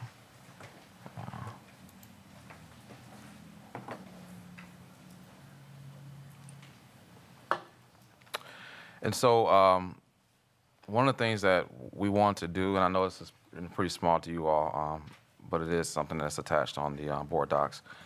One of the things that I want to do is really give a real quick snapshot of kind of what some of these implications mean as it pertains to this COVID PTO benefit that was given to the district. First of all, that first line there kind of gives us the dates in which I was able to take a snapshot of the opportunities that you see here. The COVID PTO remaining balance says as of 3/27/23 as follows: over 10,000 hours, 4/28 over 9,000 hours, and on 5/8 over 9,000 hours again. As you can tell from whence we first made this conversation, there has been a decrease in its overall liability costs. So if we were to pay out every employee for this benefit, that's pretty much the estimated cost that we would have to pay out for the entire district. So starting from a little over $400 and let's say $450,000 to a little over $380,000 as it stands right now. One of the things that I want to also bring note is that, as you can tell, the total number of employees with COVID PTO remaining balances, you can see that the number has dropped down tremendously since I made the announcement. Now, again, anyone can see that. It's not anything that I'm trying to, hide for anything. I don't think it's a run on the bank, but I will say it's people started using it naturally after I brought this conversation to the table. Please note that one of my responsibilities as a school superintendent is to look at our finances and look at where certain financial implications will possibly impact our next budget. Additionally, this was not built into my budget. And so when I say my budget, the budget that I inherited it. And so one of the things that I want to make sure that everyone knew on the board was that this is not something that I, of course, moved forward because I wasn't here. Because I wasn't here when this was granted under the previous administration. And so another breakdown, what I want to take a look at is how many hours in each category one could argue people have. From 32 to 40 hours, you have 93, 24 to 31.7, 79, 16 to 23, 88, 8 to 15 hours, 93.25. I'm not sure how you get 0.25, but 7, that's like 15 minutes. Right at the bottom there, right? 15 minutes to 7 and a little over 7.5 hours, a little over 84 staff members. And so those numbers on the right side of the screen there, and I'm kind of going into it fairly quickly just because I want to make sure we kind of orient ourselves to what we're talking about. The numbers on the side there kind of gives us a snapshot of how many staff members, again, have this benefit still sitting out there for them, okay? The value of paid PTO and how much we've paid out. So one of the things I wanted to do was went back to June and fast forward to 3/17 when I first started looking at this. So I shouldn't say first started looking at when I was really looking at the numbers here. We've paid out a little over $115,000 for this benefit to our employees. A number of former employees that were paid out, 146, and the average payout was a little over $792. I'm sorry, not a little over. The average payout was $792 or so. That's an important snapshot that I wanted people to recognize. Again, I'm not trying to, I want to make it clear that this is again a payout that's been brought forth and that has been being paid out. And so that's why, again, when I'm looking at budgets and overall budget implications, you can see where $115,000 could easily balloon up to the numbers that you see above there, 378,409. Well, 378,000 is the last big calculation from overall district. Another thing I want to take a look at is not all staff members have the same benefit. Thank you. We know that in the teaching classroom or in the classroom, there's different levels of impact that we have here in this conversation. And so I want to also kind of look at it from a teaching staff conversation because we know that, let's just say, a buildings and grounds person may not have the same impact as it pertains to sub and sub cost. And so the number of teachers with the COVID PTO remaining balance is 316 teachers, okay? So if you go back up to the top, it's 437 that has used it, and from that 437 of all staff members, 316 of those leftover balances, it remains with teachers. Okay? The COVID PTO remaining balance as it pertains to hours is a little over 6,000 hours. What we wanted to do with the help of the business apart was actually look at a conversion method of how many days those hours kind of boil back to. So from 6,000 hours kind of boil back to a little over 840 days amongst all the staff when you add up the 8 hours, in a day. That makes sense? And so there's a external substitute coverage days that we have to assume. And I'm saying we're assuming that 25% of our substitutes we get a fill rate for that. Now, that number can easily go up sometimes, and some months it's actually kind of down as it pertains to the fill rate. And so although we do have substitute pay that every district has, this is one slice of this overall impact that we have to kind of look at from a teacher perspective. So 25% of those 840, 210 days, and that's what we're looking at there. Internal teacher coverage days will boil back to 630. So if you add those two numbers up, that's how you get back to your 840 overall days. Okay. Naturally, from a substitute cost perspective, we're looking at about $125 a day plus FICA. So that number could be as high as 125 to like 140. But please understand, we just used the 125 as our low number to kind of look at our overall cost that will associate it if we just use the overall substitutes. Now, again, we have a large district, and oftentimes, again, we don't fill all of our substitutes. That's just something that happens in a lot of school districts, not just school district of Beloit. And so when that doesn't happen, naturally, when we don't get subs, we have to use teachers to fill in, okay, on their prep time or duty time, as you can see here. And so if we're doing that, that definitely balloons the cost to a little over $240,000. And so when I say additional costs related to the PTO, COVID PTO substitute coverage, it's at $269,000. It's very important that we note this because, again, when you're talking about a budget, it's always what you see is from the numbers, and then you got to dig a little deeper to actually get some deeper numbers, and dig a little deeper, you get a little deeper numbers. And so I wanted to make sure I gave everybody a nice, clear snapshot of this overall implication with the COVID PTO remaining balances as pertains to the benefit that was granted.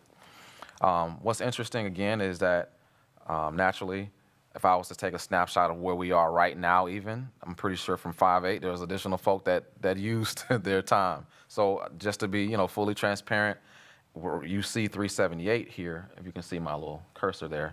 You can see 378 here and 437. That number could have went down. I want to make sure I note that in the conversation because sometimes people think that for whatever reasons we're not giving all of the full story, and that's just not the case. This is as of 5/8.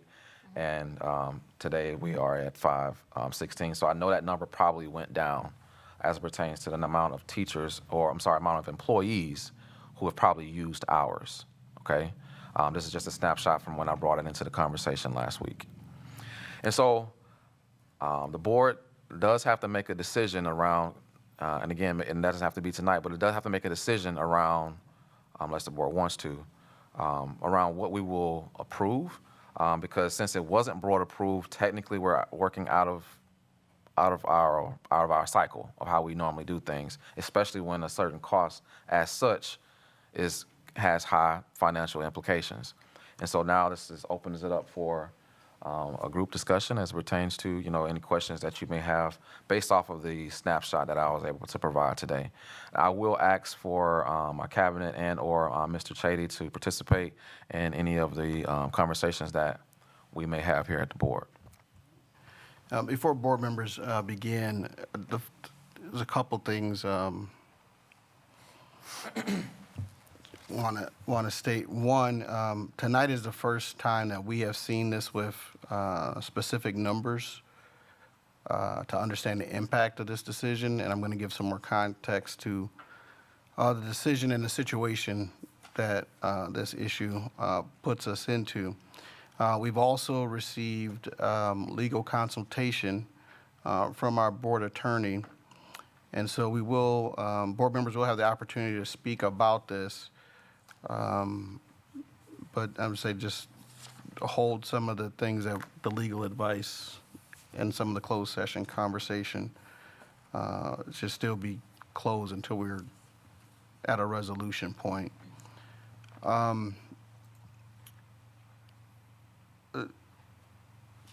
Just, plainly speaking, our teachers were given our staff, the school district Beloit staff was given a benefit by the former district administrator.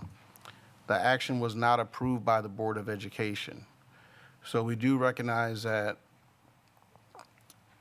and the way that this came about is Dr. Garrison was working through some budget issues and working to, as we talked about, our budget deficit is $4.4 million. The conversation with Dr. Garrison is, hey, I think I'm finding most of this money, a place where we can save.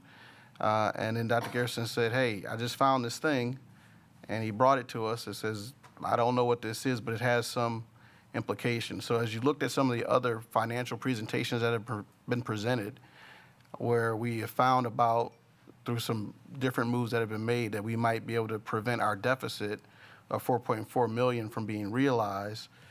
If you look at this $447,000, well, that takes it back up, even if that's down. So as Dr. Garrison brought this to our attention and did the research to understand what was done and why it was done and how it was done, this is where it's at. It was an action of the district administrator that was not approved, or the previous district administrator that was not approved by the board. We recognize that that district administrator is not with us anymore, and the present board, I say in terms of relationship, that employment relationship is no more, but the employment relationship of those people in our organization that were given this board recognizes that we are still in a relationship with you. So in light of the financial decisions that we are faced with, along with something that did not have our approval to be given, that's the space that we're working out of to figure out how and what will be done. And so just kind of, as we're talking it through, just kind of understand that that's the space that we're working from. And then I'll open it to board members, because now you have numbers in front of you. Some of the same things that concerns or questions that you had had before can come forward. Just to clarify, so if we were to do nothing and just like let the PTO sit, is that total cost, like this, the total budget impact, the 269 number, or is it the sum of the 378 and 269 number?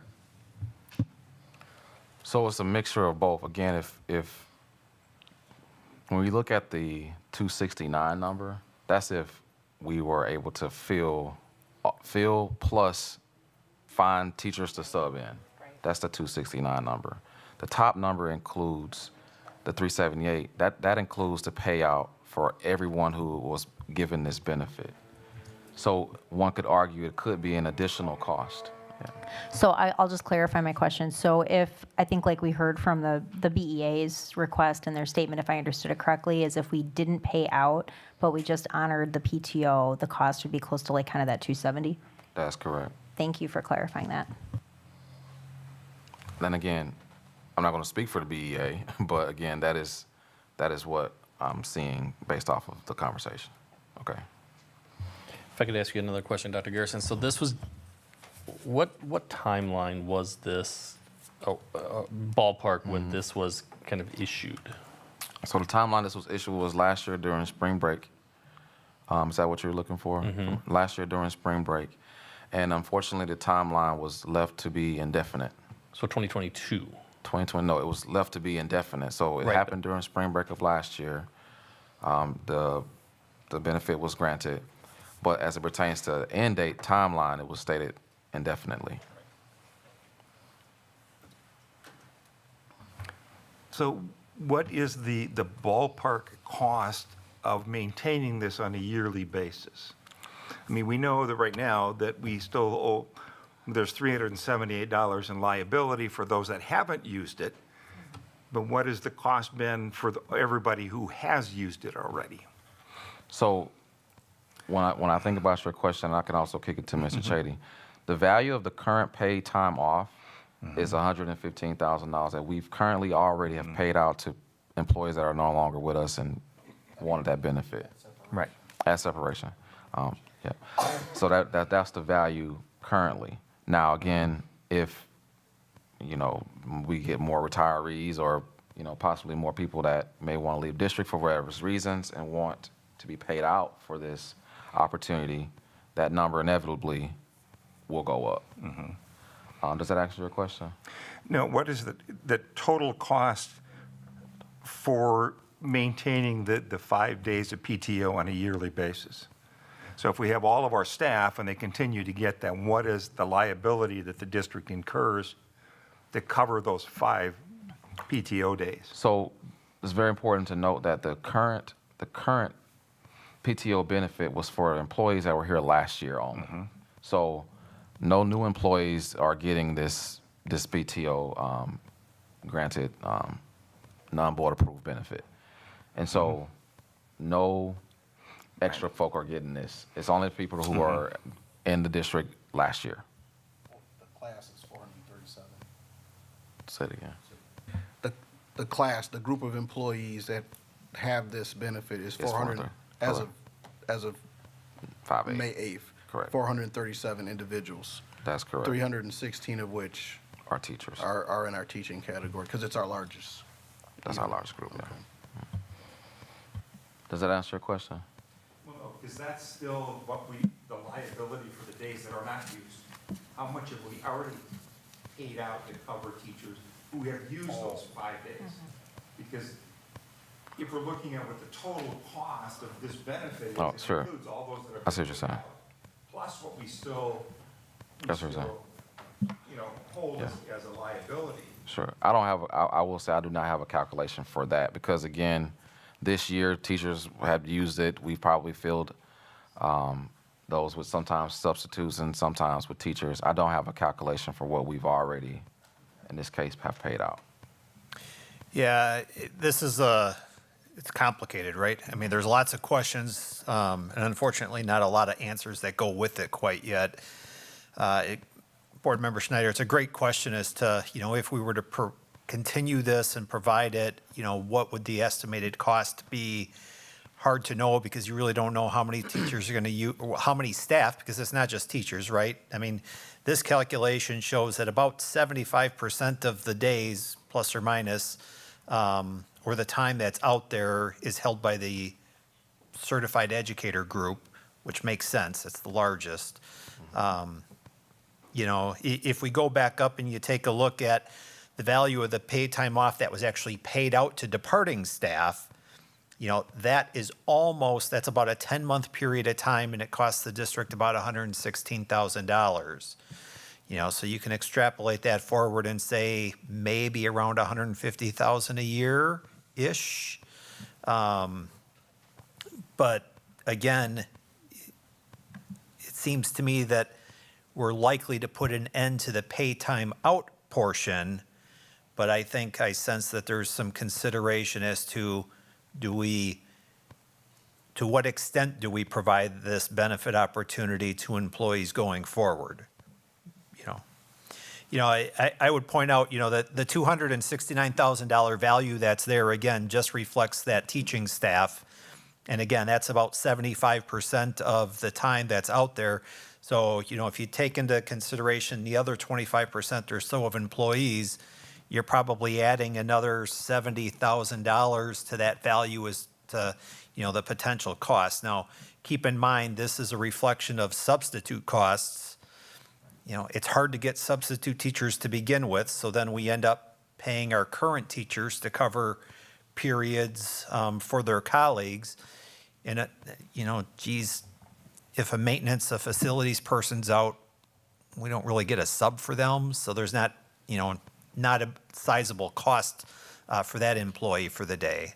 There's a loss of work productivity, but it's not like we bring in a substitute maintenance guy to attend to our needs. There was a inquiry, this one I was prepared for, So we currently have 16 employees that have time off requests, this paid time off request in, hasn't yet been approved, but those 16 employees are requesting 21 days of use. Don't ask me how many of these are teachers and other, but, you know, again, when you go back up and look at the top, you know, as I started to look at this time and time and time again, I thought we're going to start doing measurement dates and, you know, starting to quantify stuff by the dates so that we can see the changes and values over time as staff are aware that stuff's under consideration. They may want to use it before they lose it type of thing. Mr. Chady, can I jump in? So as a 5/8, you know, so we got about 9,000 hours remaining. What number do you think that started with? I'm trying to get an idea, not dollar-wise, because again, that's tough, but do you have an idea of how many hours did we start with? If we had 8, I mean, how many qualified for it? Yeah, that's a good question as well. We've not spent the time to try to go back and to look at what our head count was as of the date that benefit was extended. We could certainly do that. You know, I'm trying to balance my time and that of our staff with a number of different demands, provide you with hopefully the information that is necessary for you to make thoughtful decisions. But my demands kind of keep growing instead of diminishing, unfortunately, part of the job.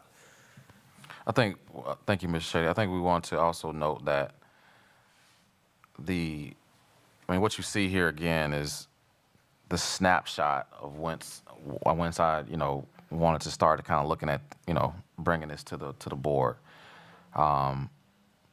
You know, naturally, we don't have the same staff. Again, those numbers have changed. And so when you go back to hours, I can pretty much guarantee you that it was over 10,000 hours because it has went down from 10,000, right? And so it's just one of those things where it's probably was in the 20s of thousands of hours since it was first granted, but now we're down to 9,000. And so I do believe naturally, and as in anything over time, these numbers will get lower and lower. But this is kind of where we are now as a snapshot. And I just want to make sure I keep bringing that up as a snapshot. Other questions? We'll keep going. So just going to ask for clarification because I did hear, so you have consulted with the BA about this Yes. matter. I know that they're here also to Yes, I also have. speak to that. I'm just summarizing what I think I heard Mr. Vedra say this evening, that one, this is supposed to follow the personal leave language that's in the handbook.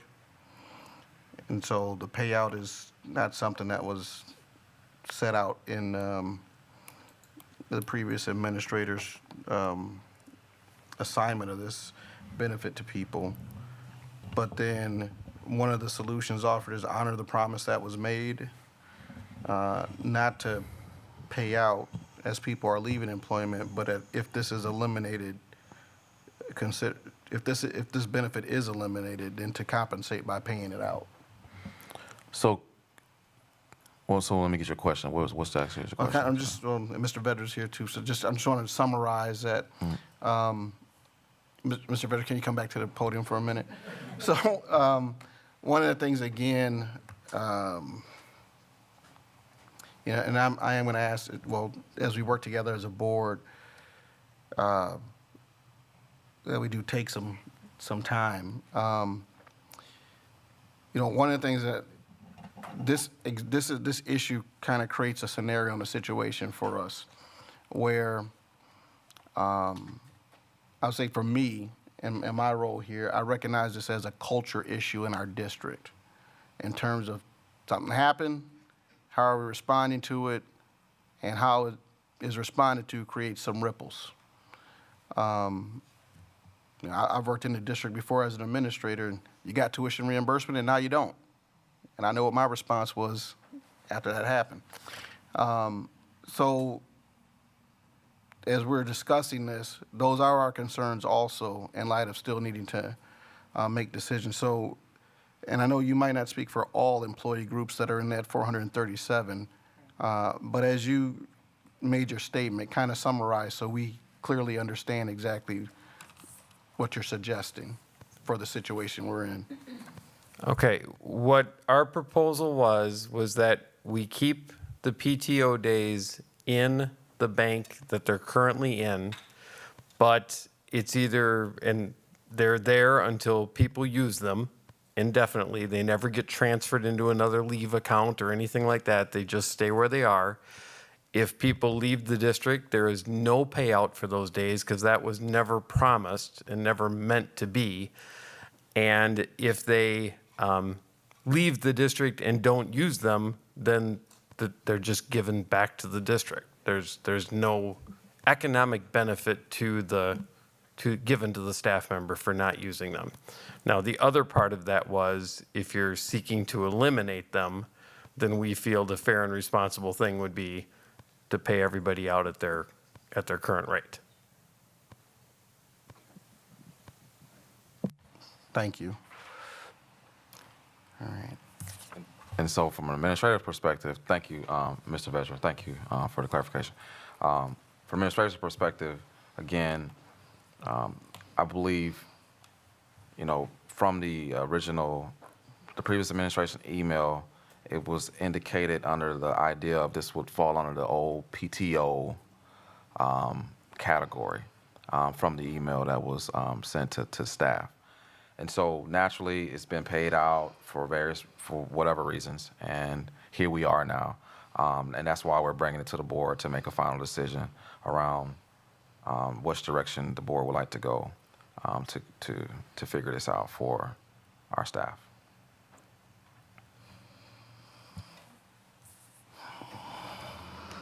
So one of the considerations about if it were to remain indefinite, let's say with the 437 employees, their daily rate this year, their daily rate next year, 10 years down the road, that is an increasing value to each of those days.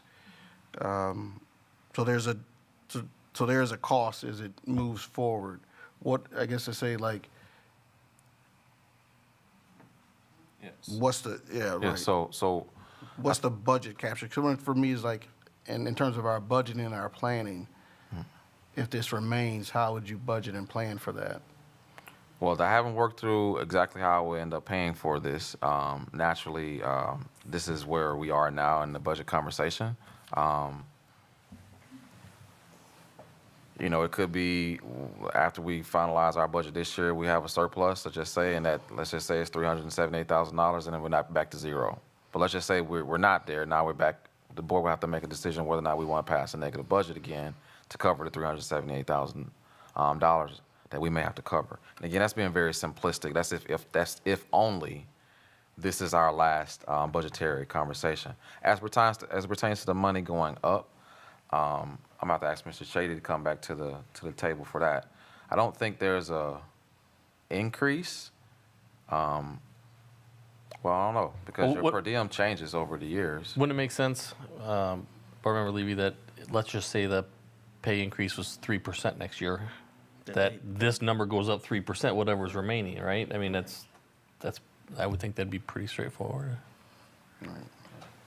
To some extent, yes, but keep in mind that we're not compensating. I mean, the value of the liability does change and grow as our certified staff receive pay increases.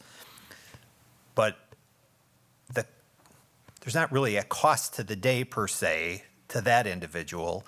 The cost that the district incurs is then on the substitute that's coming in to fill the gap if we can get that.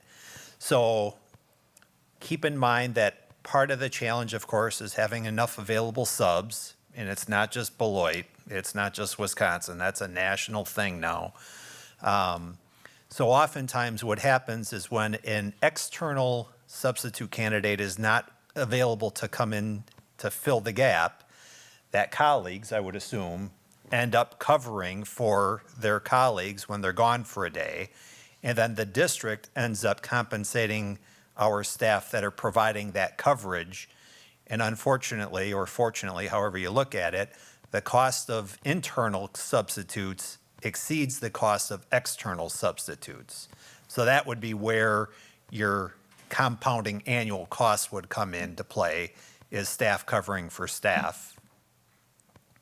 Yeah. Anything to add? Well, I just wanted to clarify that our proposal does not require a payout of any of those days if we leave. So if my daily rate increases next year and I retire in 2 years and I haven't used some of those hours, you're not paying me anything. So the only thing is the cost of that sub. Okay.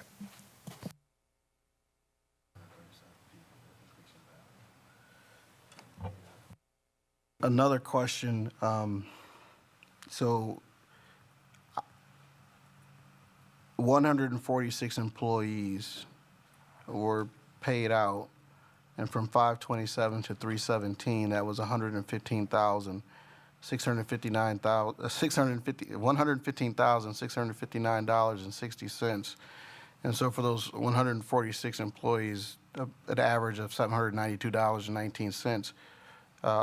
In the research or looking in the issue, why was that decision made to pay that out? Did you find that a reasoning, or, and then like out of the 437 that are receiving the benefit, are those people expecting to be paid out if some of those are retiring? I mean, I don't know if you've talked to any of them individually, but it's a reasonable expectation if people who got paid out last year Right. might be expecting the same. So I'll speak a little bit to the payout that had been done in the past and perhaps the reason why. Keep in mind, I wasn't here. But I also think that, it's one of those transitional costs, unfortunately, that the district has experienced, both within the business office, within the payroll department, within the district administrator's office as well. Right. So I think staff that were in place were doing what they thought was appropriate and right without the guidance, really.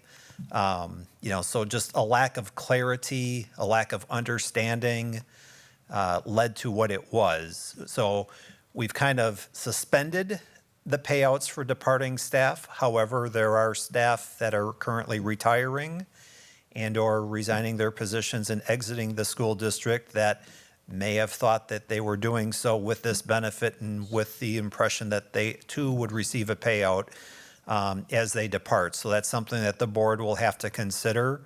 The board can cut the strings on them. The board can honor their prior service, kind of do, one-time deals with them as they depart, and then the board can establish the new precedents going forward. I think when we're thinking about the complexity of this issue, naturally, to me, it's still compounding, because right now is what we see here now. Again, if we don't make a decision, or if the decision is, we don't render a decision, we'll come into the next budget conversation where I will have to figure out where this money will come from. I haven't dug down to where this money will come from based off the decision. That's when I'll have to do that additional work to figure out where this could possibly come from as it pertains to our budget for the following year. Other board members? Yeah, thank you. So I think I'm clear on what the request was, so thank you for clarifying, Mr. Vedra.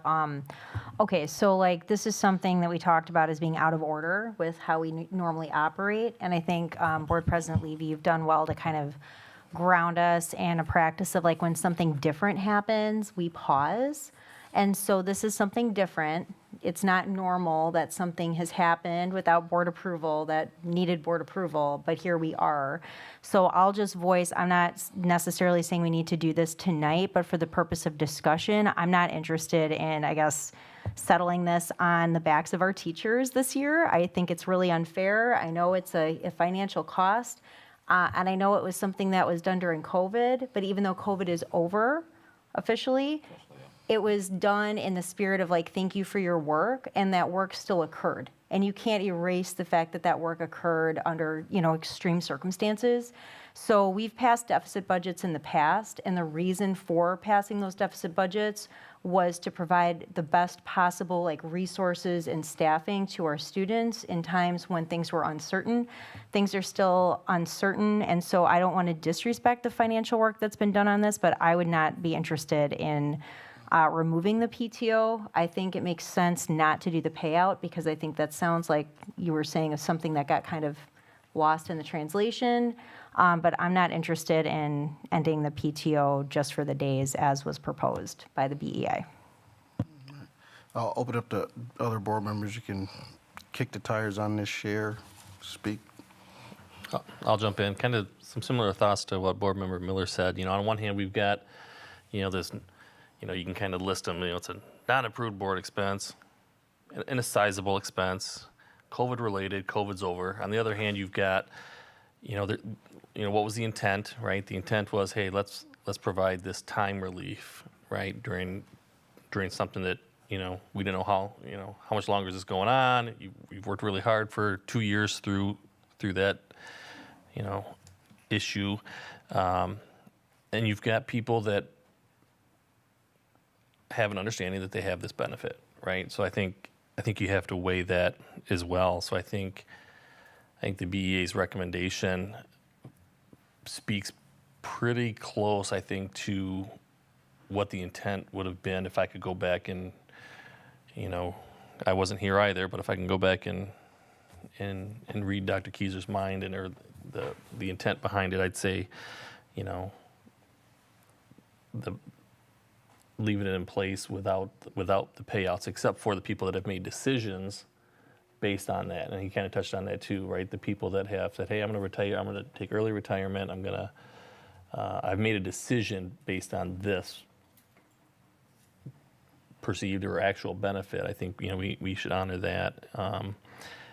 As far as how long we leave this benefit out there to be used, I think is, that would be, I'd be happy to have that discussion, because on one hand, you'd like to see that expire at some point because it does sit out there as a liability, but and it would grow potentially over time, that liability, but you can also spread it out over a longer time period if you went 2 years instead of 1 year, right? So when we talk about budgets, there's some pros and cons to buttoning it up sooner, and there's some pros and cons to letting it go out a little bit longer too. So there's my 2 cents.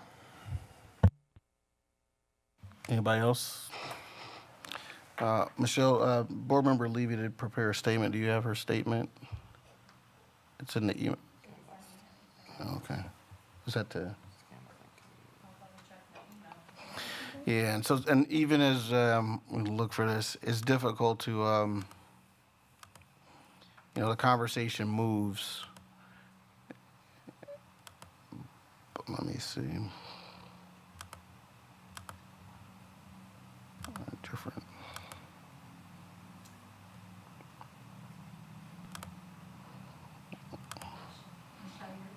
I got it. Just in Board Member Lee wrote, I'm deeply disappointed that Dr. Keyser offered a benefit to staff that created a significant financial obligation for the School District of Beloit without the approval of the Board of Education or a plan to pay for it. I cannot support the continuation of a benefit that was not funded through our budgeting process or approved by the board. And so those are kind of her thoughts on the statement as we have received it. Like I said, this is something that, because there are some implications, this is something that we have received legal consultation for. And I think that as we've had a chance to discuss it with the attorney, and it's been presented in open session to hear. I'm thankful that the BEA did weigh in, representing that large of a group of the employees that are in that class, to give us something. And Dr. Garrison has given us numbers that we didn't have before. When would we need to take action to bring this to resolution so that it's not, Sure. so we can handle it and then move forward, so we're not slowing other things down? So one of the things that I've tried to do is kind of keep things in front of the board as we kind of work through our budget. Naturally, the budget is going to be coming up. The biennial will be releasing some information as we build our new budget for next year. I was hoping, no, I shouldn't say hoping, but if we was to make a decision but prior to the teachers leaving, that'll be, to me, in good faith to let them know kind of where they stand with this benefit prior to the end of the school year. And so I know it sounds crazy, but June 8th is right around the corner. And so, I think we have one board meeting, full board meeting again here, June the 6th, I think June 6th. And so prior to June 6th would be my recommendation if the board would like to entertain that. And there might be some other special opportunities that we have to Correct. meet again also. I think, for me, having the numbers in front of us now, having articulation of representation for a large group of employees, I'd like to hear again what Rob might consult and share with us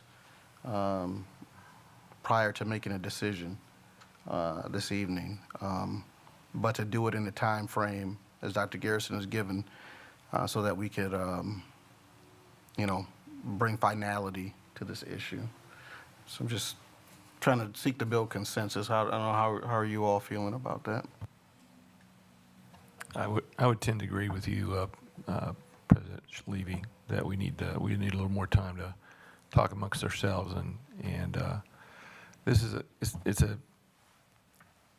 we want to do the right thing, and for all involved, and I too, I'm the new guy on the block, so I've even got less to go on than everybody else, but anyway, I think we need to look at it a little more.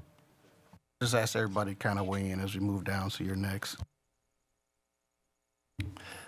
So if people want to, mull it over and we want to get Rob's opinion, that's fine. I think, the worst case of that is just that the employees, I just don't want to see any more of the staff.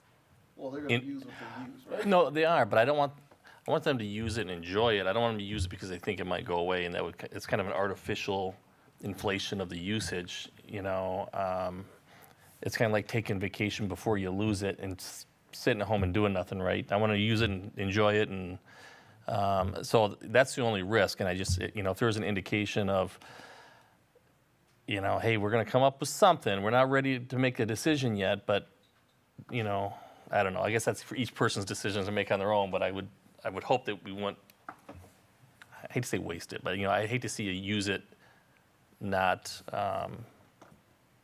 to your best advantage, I guess, so. I would be okay. Okay, so like on the one, I guess I just want to clarify a question before I weigh in. What are we hoping to gain, like legal advice on? I guess I'm just not clear what we need more legal advice on. Well, I mean, there's an array of things that can be done. Okay. All right, yeah, I see what you're saying. And it's different than information that we had before we came to this meeting. Understood. So I think in the interest of, since we just got the dollar amounts, I want to echo Board Member Anderson. I agree with you. I hope that, that's a tough call. I think we should do it as soon as possible. So I guess I'm in favor because it opens up some doors, because we just got these numbers recently. I'd like to see if it's possible to have a special meeting like sooner rather than later, I guess, to talk about it. And I guess just like while I've got the mic again, like while we're considering that, I mean, I just think that considering what you've said also, I mean, I would really like to understand like what the implications are of just leaving it indefinite, mostly because you don't want to crunch. And one of like some of the language that I heard Mr. Vedra share was like, well, people can deny it. Like I know like we've had days in my district where we've gotten an email like, hey, listen, don't request May whatever off because everybody and their brother already requested it off and it's not going to get approved. And so if it's coming down the pike, A, people might not even get the benefit. B, I think it puts a really, like a hardship really on the people whose job it is to find those subs and fill them, and on the colleagues that then have to step up to do that. So again, I just want to voice that like I'm in favor of leaving it indefinite. But if we can just schedule a special meeting quickly, I think that's fine. I think having a special meeting, if possible, or no later than the next board meeting and to make a decision, I agree. I think that the payout we need to really look at ending that. I have some concern about keeping it indefinitely, but I'm not thinking about ending it at the end of the school year. So, I mean, there needs to be an opportunity for staff to be able to use the time that's there. So I think just with the numbers, holding off till later would be better. So kind of what I'll just kind of say in closing again is that, this is one of the things of being a regular citizen serving, because I do have to make this statement. This was never brought to the board for us to approve it. And that's not the fault of anyone who received the benefit, and we understand that. And in light of where we're at, the financial situations, but like I said, I do recognize it too as a culture issue in our organization. And I'll just say, I know that we talk about, adverse childhood experiences and traumas. I know that in our organization, we have some traumas, and we're not trying to exacerbate traumas in our organization. But we got to take some steps, because the superintendent says, hey, I think I found a way to close this hole in the budget. Oh, here's another $400,000 you weren't counting on. We've got to kind of work in that space. And, the benefit is people's benefit as they have it now. So they'll use it as they choose to use it. But I think that, it's a future agenda item, and we'll work to get it settled as soon as possible. So I think that's where we'll leave it at for tonight. Yeah. All right. And then also, too, we might even have more. We received it. We've had some public feedback. We might have more public feedback. And then we'll come and take our action in between. So that's where we're at. All right. Where are we in the agenda? Because I know I'm confused in my computer. Future board meeting dates. Governance, May 23rd, 2023 at 5:30 p.m. It will be needed. Business Operations and Finance, June 6, 2023 at 5:30 p.m. Human Resources Committee, June 6, 2023, 6:30 p.m. Regular board meeting, June 6, 2023 at 7 p.m. Policy Committee meeting, June 7th, 2023 at 5:30 p.m. Teaching, Learning, Equity, and Pupil Services Committee meeting, June 20th, 2023 at 5:30 p.m. We're at meeting closing and adjournment. Move to adjourn. All right, is there a second? Second. All right, it's been moved by Megan Miller, seconded by Brian Nichols. Is there any discussion? Hearing none, all those in favor signify by saying aye. Aye. Aye. Aye. Aye. Aye, motion passes unanimously, and we are adjourned. Thanks, everybody.